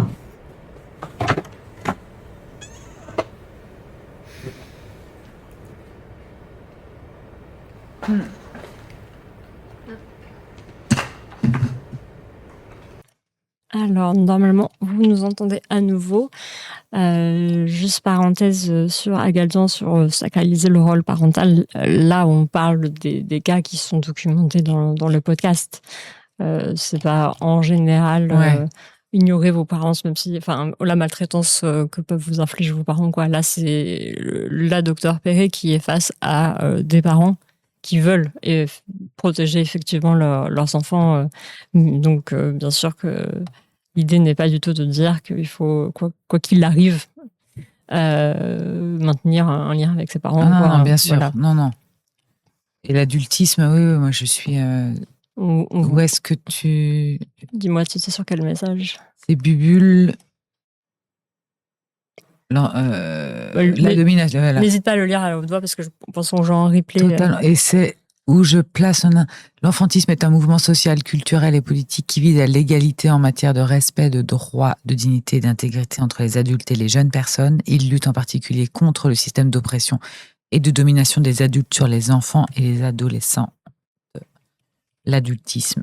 Donc merci Bébé aussi pour cette définition. Et donc là, Zinedine, qui est le passage qui est à la fois, bien sûr, terrible sur son vécu, puisque polyaddict, puisque donc là, il effectue des tiges, c'est des travaux d'intérêt généraux. Ouais. Et sur l'angoisse qu'il a et qui rend difficile son sevrage, parce qu'il va être bientôt majeur, en fait. Parce qu'il est majeur et qu'il doit quitter le lieu où il est. Et donc il y a une incertitude de son avenir qui l'angoisse. En fait, ils se retrouvent là. Ouais, alors ils ont trouvé... normalement, il va à lui-même, quoi, en tout cas. Ouais, je crois qu'ils essayaient de trouver un placement, mais c'était pas définitif. Enfin, c'était pas défini. Et pas certain. Et lui avait aussi un traumatisme dans l'enfance. Ok. Il a quitté l'Algérie suite à des violences et des abus. Et donc voilà, traumatisme, dissociation, enfin un peu toujours ce schéma quand même. Donc il te demande en tout cas avec beaucoup de lucidité et à la fois d'humour son ordonnance au docteur. Ouais, c'est une ordonnance infinie. Oui, donnez-moi avec le logo infini. Donnez-moi l'ordonnance infinie. Puis il a une connaissance hyper précises des laboratoires Oui, il explique pharmaceutiques, bien, il veut des le Pfizer, médicaments, et pas il le veut je sais pas pas quoi, oui. il veut pas le Lyrica de Mine, je sais pas, il veut le Pfizer Mhm. parce que ça a une telle texture, ça lui fait tel effet. Il a il est hyper fort en chimie. Il détourne le Rivotril, qui est un médicament qui aide aussi, qui désinhibe beaucoup, Ouais. qui aide les voleurs à voler, en fait, notamment. Ok.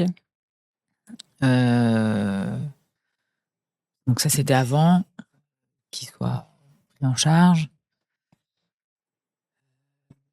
Et il avait beaucoup d'humour. Ouais. Et ils ont une complicité. Ça s'entend, ouais.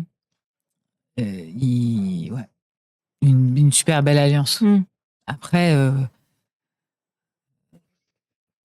il y avait il y avait du chemin, mais ouais, tu sens qu'ils s'entendent très bien.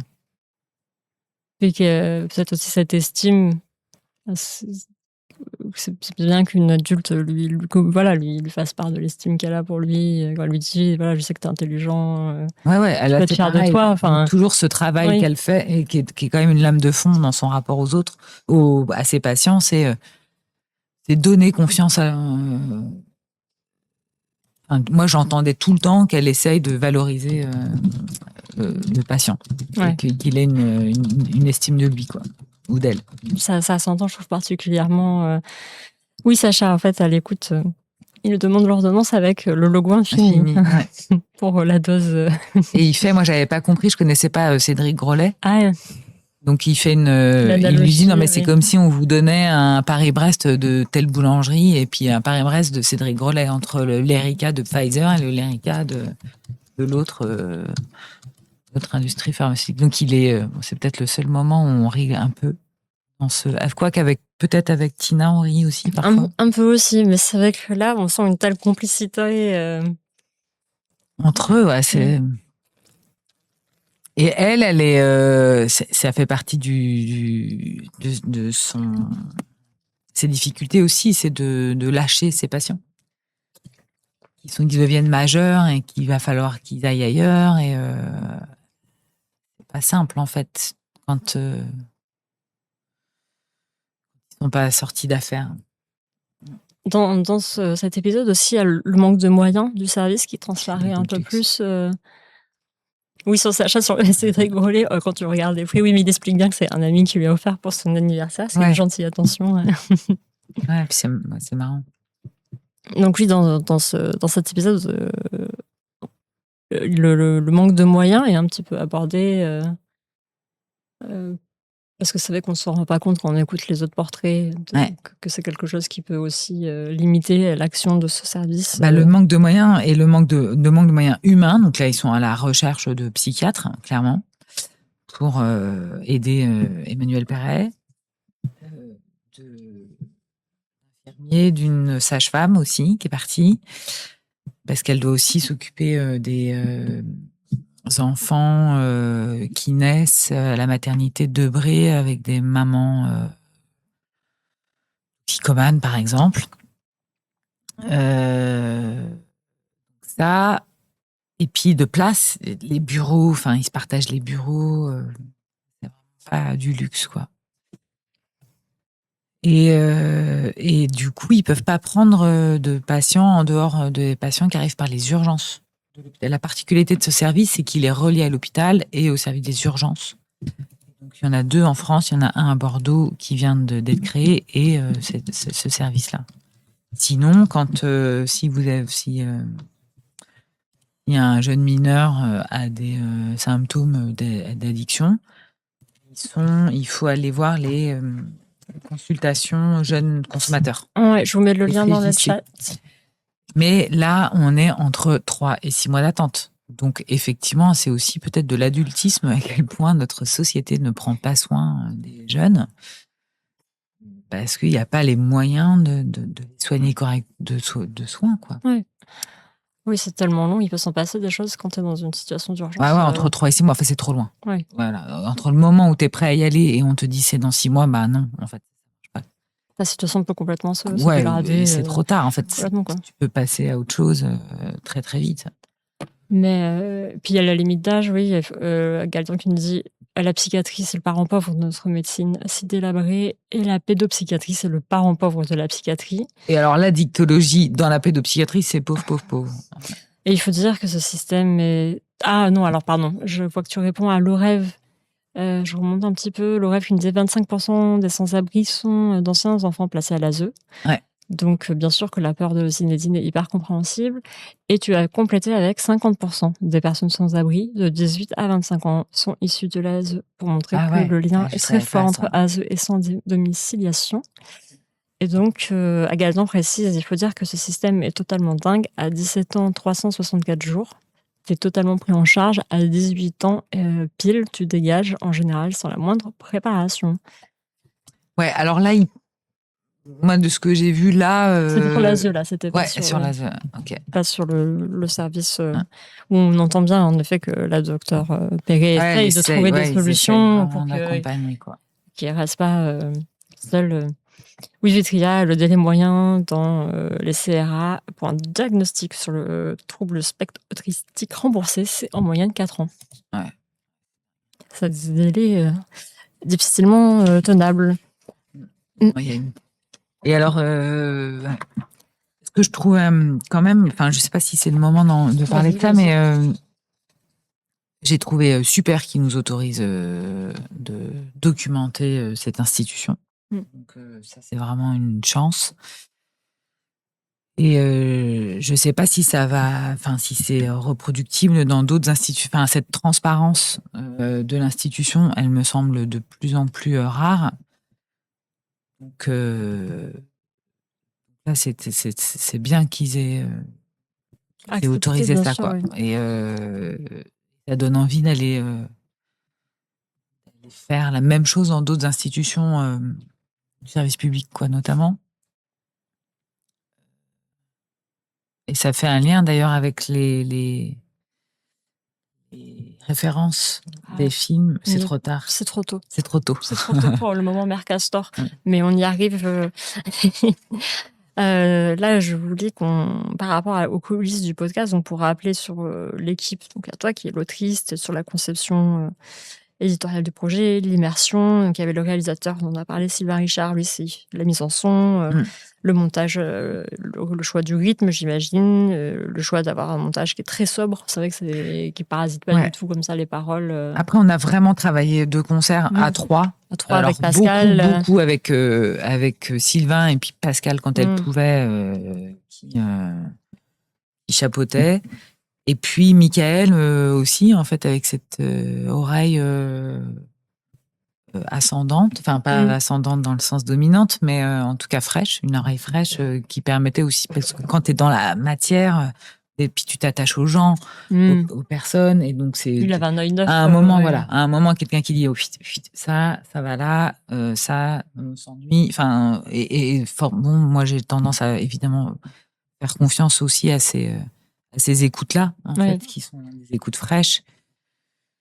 Parce que nous, on est dans la matière comme ça, on se rend plus bien compte.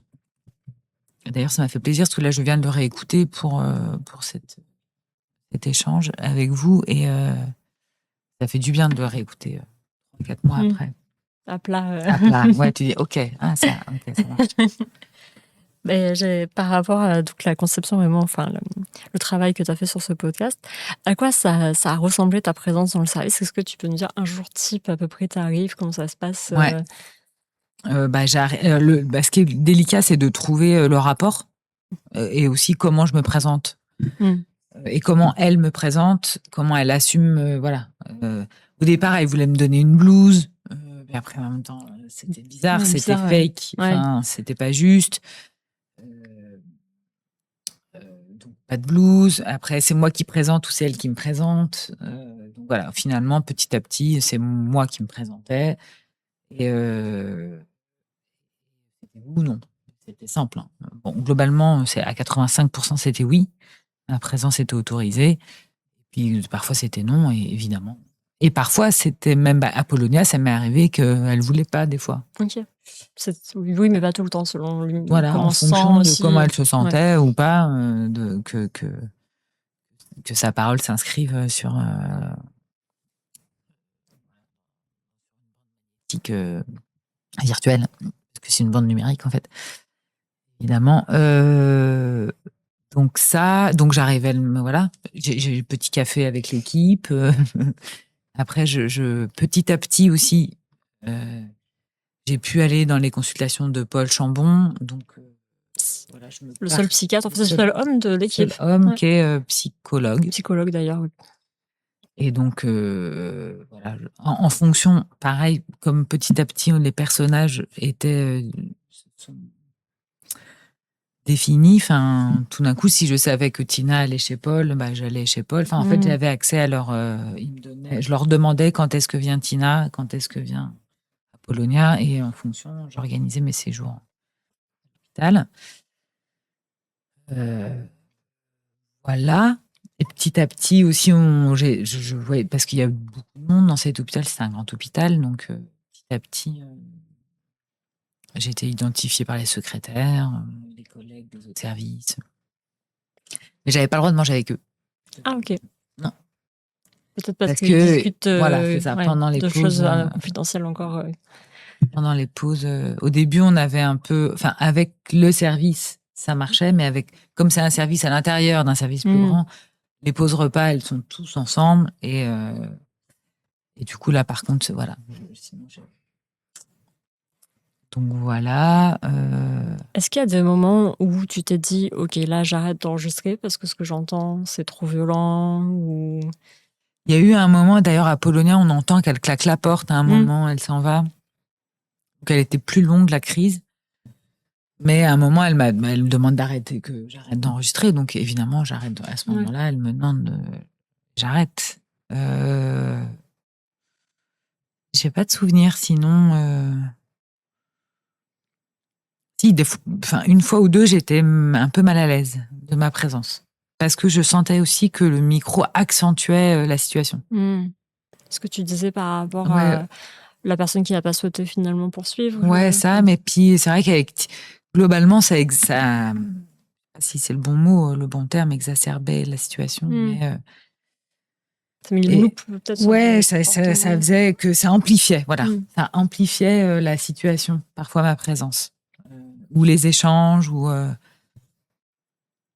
Est-ce que c'était ça qui était le plus dur, techniquement, en fait, à enregistrer sans dénaturer la consultation Ouais, bon, ça marche. C'est sûr que de toute façon, tu dénatures la situation de par ta présence. Mais l'idée, c'était de disparaître, de me faire le plus discret possible et d'être très à l'écoute, d'être dans une écoute très active de ce qui changeait, de participer silencieusement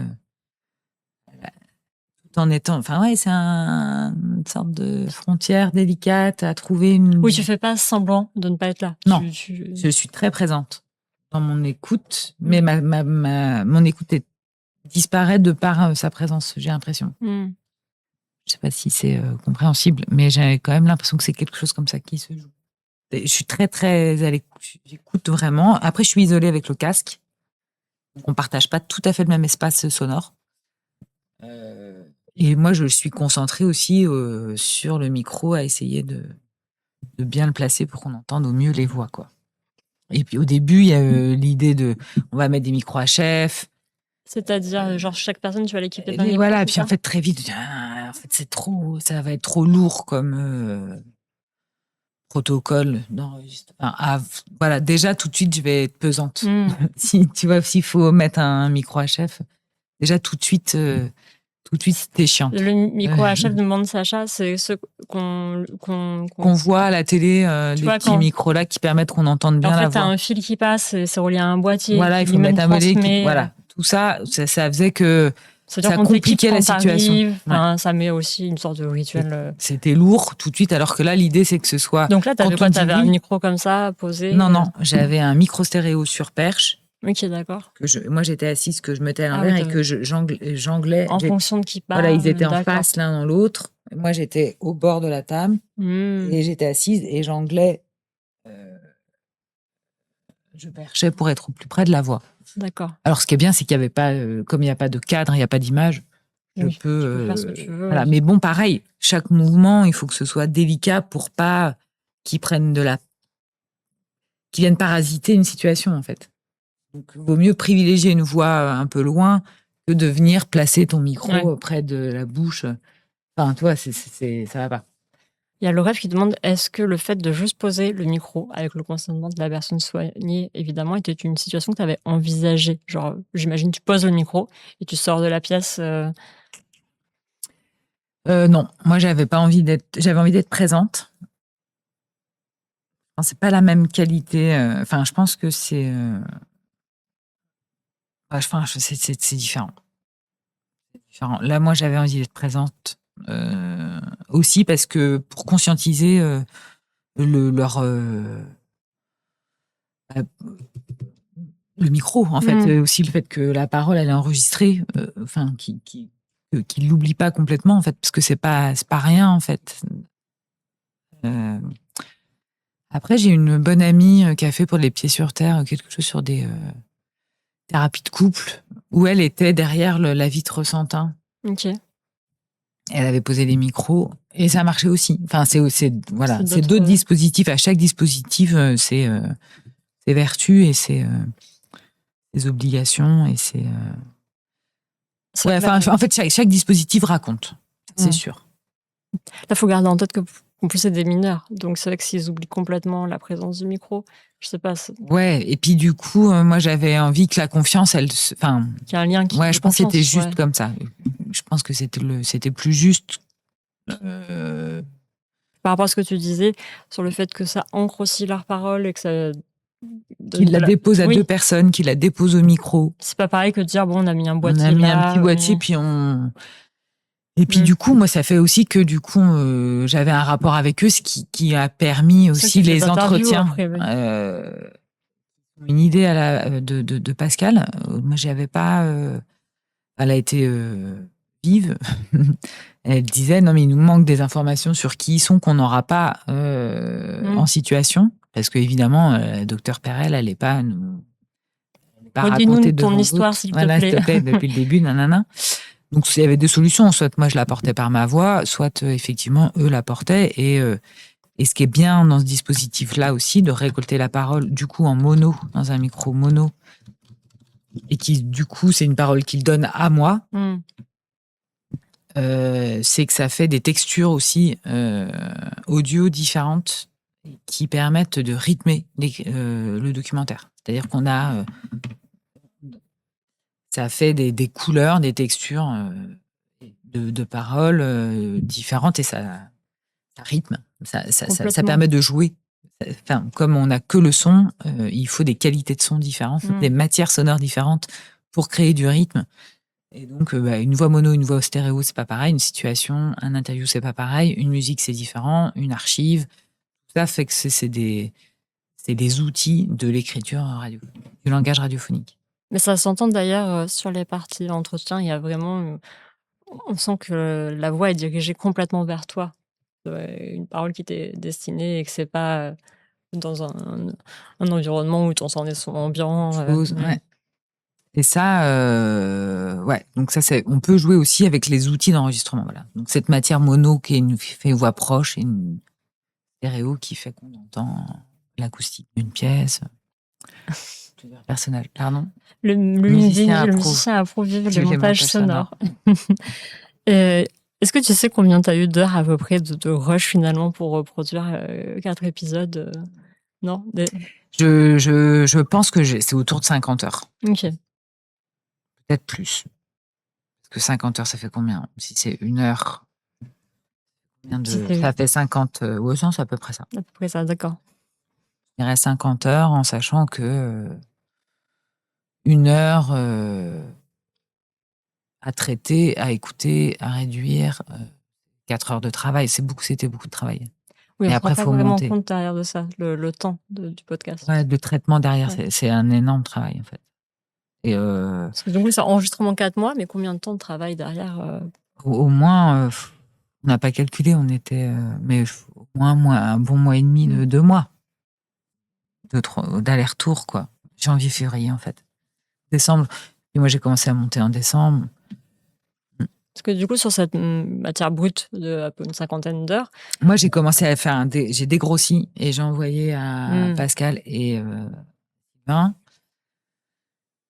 Et le premier dégrossissement, on n'avait pas choisi les personnages complètement. Ok.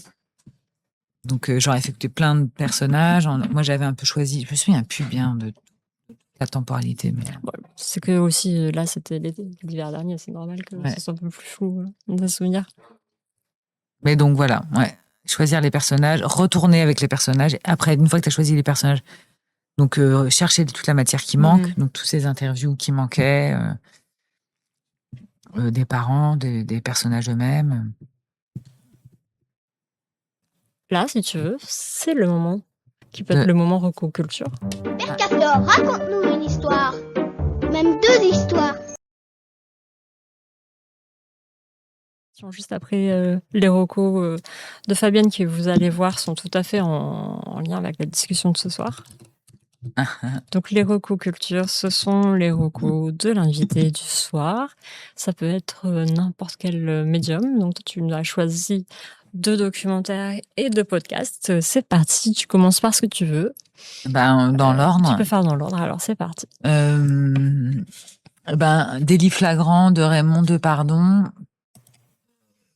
Parce que c'est un film, donc c'est quelle année, je sais plus, je l'avais Je vais te noté. dire. C'est 94, je sais plus. J'ai peur de dire des bêtises. 94, exact. Et donc c'est un film de situation. Enfin, ça ressemble, voilà, avec l'image. Donc c'est dans le bureau du procureur. Ah ouais, super. Les bureaux donc c'est les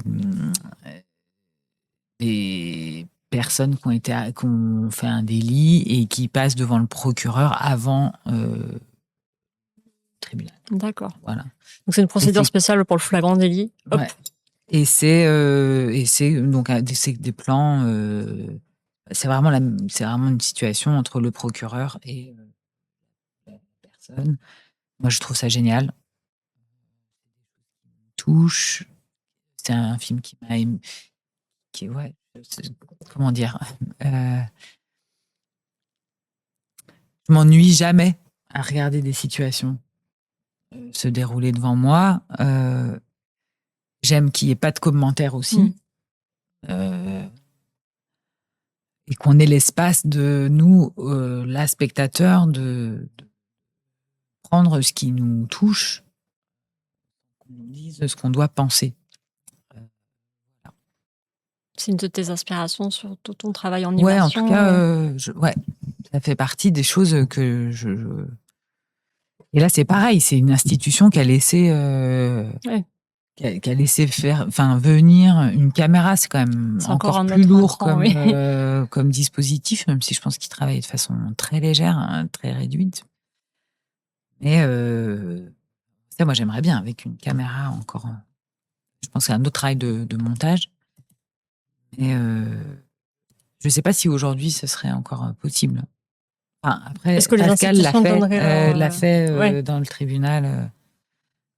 Ce podcast. Oui, je ne l'ai pas mis, mais je pense que c'est un micro au tribunal. Les autorisations aussi. Tant mieux, ça existe encore. Et le deuxième podcast de Pascal, je veux dire. C'est 5 ans. Oui, je pense. Un micro au tribunal. Donc moi, je suis pour les immersions. Voilà, vous l'aurez compris. 2019, hein, quand même. 2019, le temps donc ça fait déjà 7 ans. L'autre film, c'est Titty Cut Follies de Frédéric Wiseman, qui est aussi un documentariste qui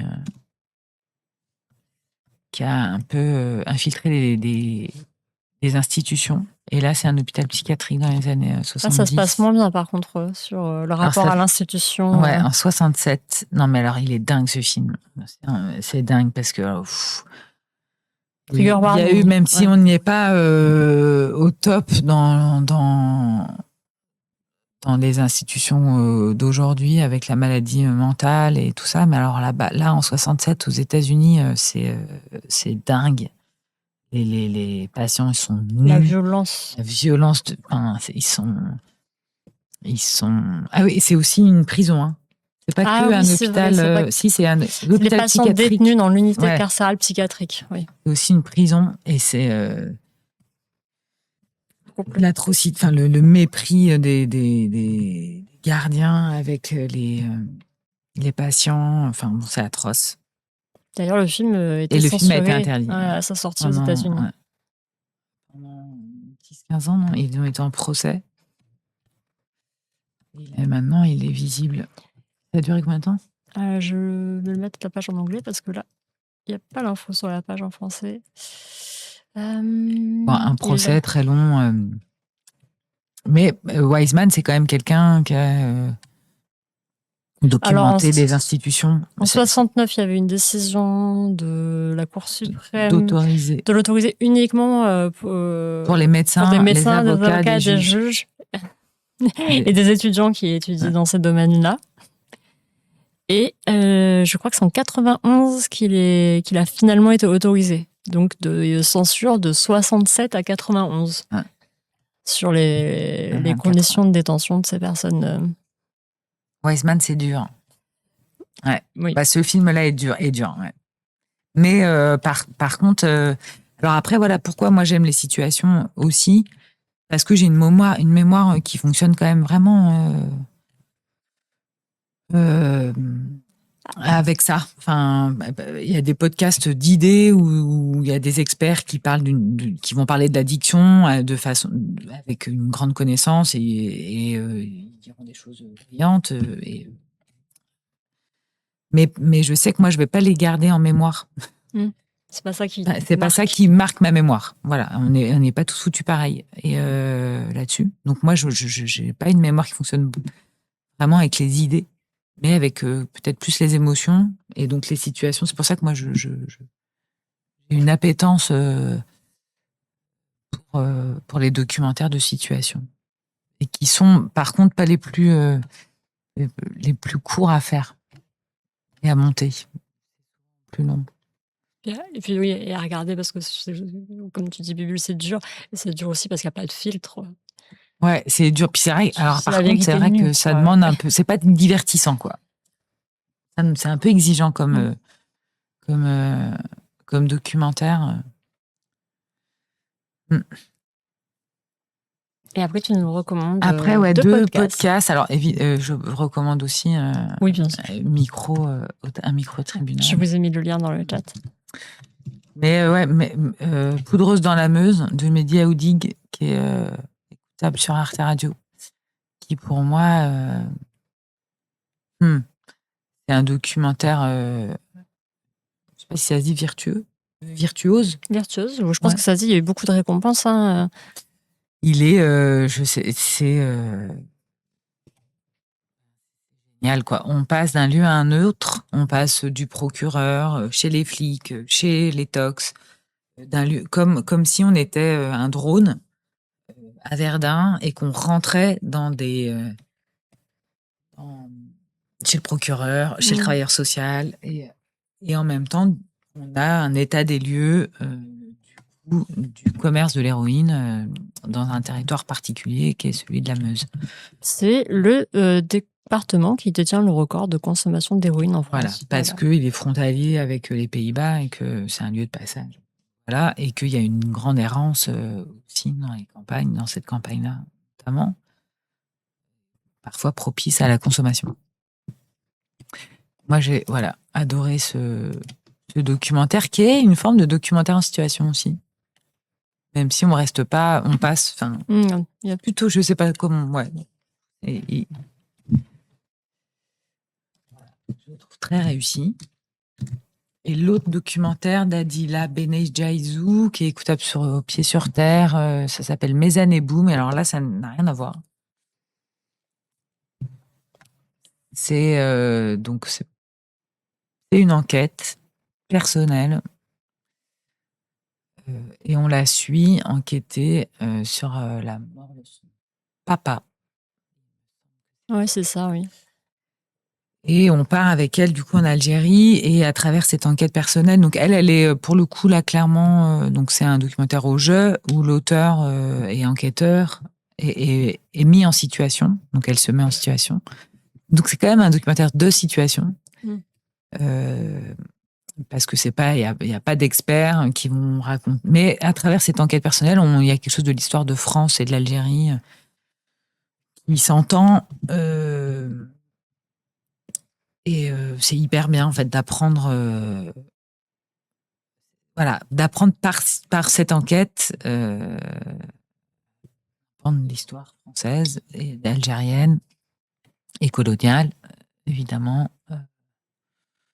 Voilà.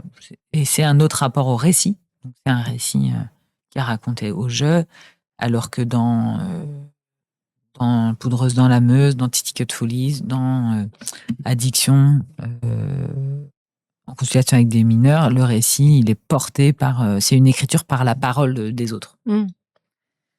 C'est rare que ça soit porté par l'auteur ou l'autrice. C'est de plus en plus présent dans le podcast, quand même.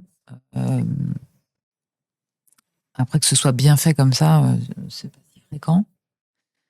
Et qui est autant de situations aussi. Moi, j'aime bien ce podcast-là parce que il allie situation, un jeu, du suspense par l'enquête. Non, il réunit quand même d'atouts. Voilà. Écoute, Bibule dit merci pour toutes ces recos. C'est vrai que ça donne vraiment envie. Merci pour tes recos. Je reviens sur cette question d'Agaldian. Est-ce que tu envisages une suite au podcast consultation addiction addiction en consultation avec les mineurs, peut-être 10 ans après? C'est pas envisagé. Après, ça, c'est toujours possible. Il faudra voir si ça vient. Mais effectivement, retrouver des personnages plus tard, c'est toujours intéressant. Est-ce que tu fais partie des gens qui restent aussi en contact? Je me souviens notamment peut-être vous vous souvenez de cette émission avec Nejma Brahimi qui a raconté qu'elle avait pu faire un reportage 5 ans après son passage sur l'Ocean Viking parce qu'elle était restée en contact avec les différentes personnes qu'elle avait interviewées et qu'il y avait un lien d'attachement qui avait pu se faire parce qu'elle était restée un mois entier sur le bateau. Et est-ce que toi aussi c'est quelque chose que des fois tu mets en place dans tes podcasts? Garder les liens, c'est des vraies questions. Oui, moi je garde des liens avec pas mal de personnes. Je suis un viking, d'ailleurs j'ai des choses pieds sur terre aussi sur ce bateau. Alors après, des fois c'est difficile parce que ça prend du temps. Garder des liens intimes. Mais oui, quand même, je garde des liens avec certains. Regardez cette transition vers Panique à bord de l'Ocean Viking. Que je vous envoie. Pas mal. Ouais. J'envoie également ton profil sur Arte Radio.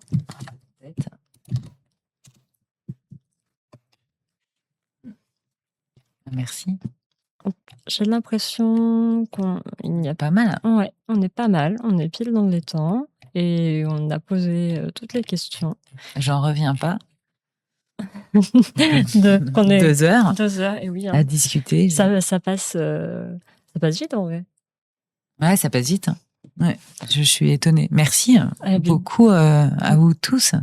Merci pour votre présence. Si vous avez une question qui émerge, je regarde vite fait qui est en train de streamer pour le raid de ce soir, parce que vous savez que on va pas vous laisser là à 20h le bec dans l'eau. Alors, je vois qu'il y a déjà eu une question. Je regarde sur les gens qu'on suit. Ok. Est-ce que Fabienne travaille pour Mediapart, une radio ou en indépendante de l'Orève? Je suis intermittente du spectacle, en fait. Et je suis... parce que, en fait, c'est vraiment assez bâtard comme statut. À Radio France, on nous appelle producteurs. Hein, c'est des questions d'étiquette. C'est compliqué. En tout cas, ça nous arrange pas du tout, nous, parce que du coup, on n'a pas les mêmes annexes. Enfin, bon, bref. Si je faisais du cinéma, je serais réalisatrice. Mais en fait, il y a des réalisateurs en interne à Radio France. Ah. Du coup, ça peut Tu peux pas. donner le Voilà, titre, eux, ils sont salariés. Enfin bon, c'est plein de soucis. Donc on nous appelle producteur, je comprends pas bien, mais bon, c'est comme ça. Ouais, mais bon. La terminologie, Arte Radio, on est réalisateur. Ok. Du coup, ce qui fait consensus, qui apaise tout le monde, c'est documentariste audio. Voilà. Du coup, je dis que c'est ça mon métier. Mais bon, je pourrais être réalisateur de documentaires. Enfin, bon, en fait, ça m'est égal. Ce qui est pénible, c'est qu'on est le parent. Enfin, on a vraiment des métiers. En tout cas, à Radio France, c'est pas. Statut d'intermittent, c'est compliqué, quoi. Ouais, c'est ça. Puis du coup, on a je sais pas si ceux qui connaissent le statut d'intermittent, c'est des histoires d'annexe 8 ou annexe 10, et en fait, ça change tout. Quand t'es annexe 10, et le fait d'être producteur, on est annexe 8, et du coup. Alors c'est plus intéressant d'être annexe 10, c'est ça? Ouais, parce une heure de travail, non, une journée de travail, c'est 12 heures comptabilisées. Et c'est un peu, puis on fait ce travail-là, en fait. De fait. Voilà, on n'est pas technicien, on est considéré comme technicien, enfin bon, bref.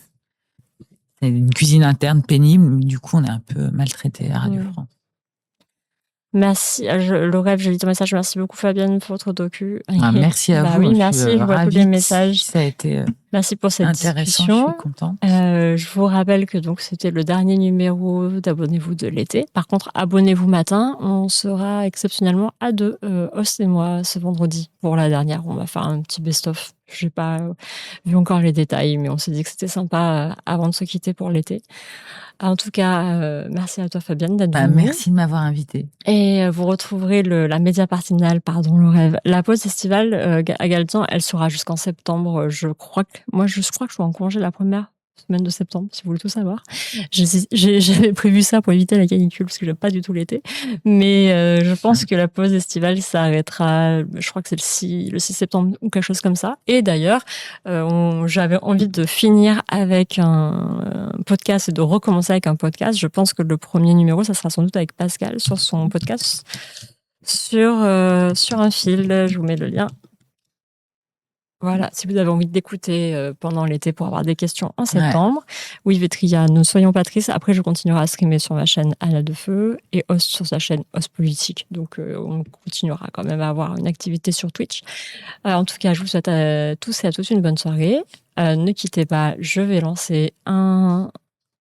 Alors, vers qui on va aller? Lundi Dooming ou Glucksmann versus Mélenchon. Allez, c'est parti. Je vous envoie chez Dofla, ça fait longtemps. Et en plus, c'est d'où il a débloqué, comme vous le savez. Donc, tout va bien dans le meilleur des mondes. Merci beaucoup. Je vous souhaite une très bonne soirée. Et vous retrouverez le replay ce soir en ligne sur YouTube. À vendredi.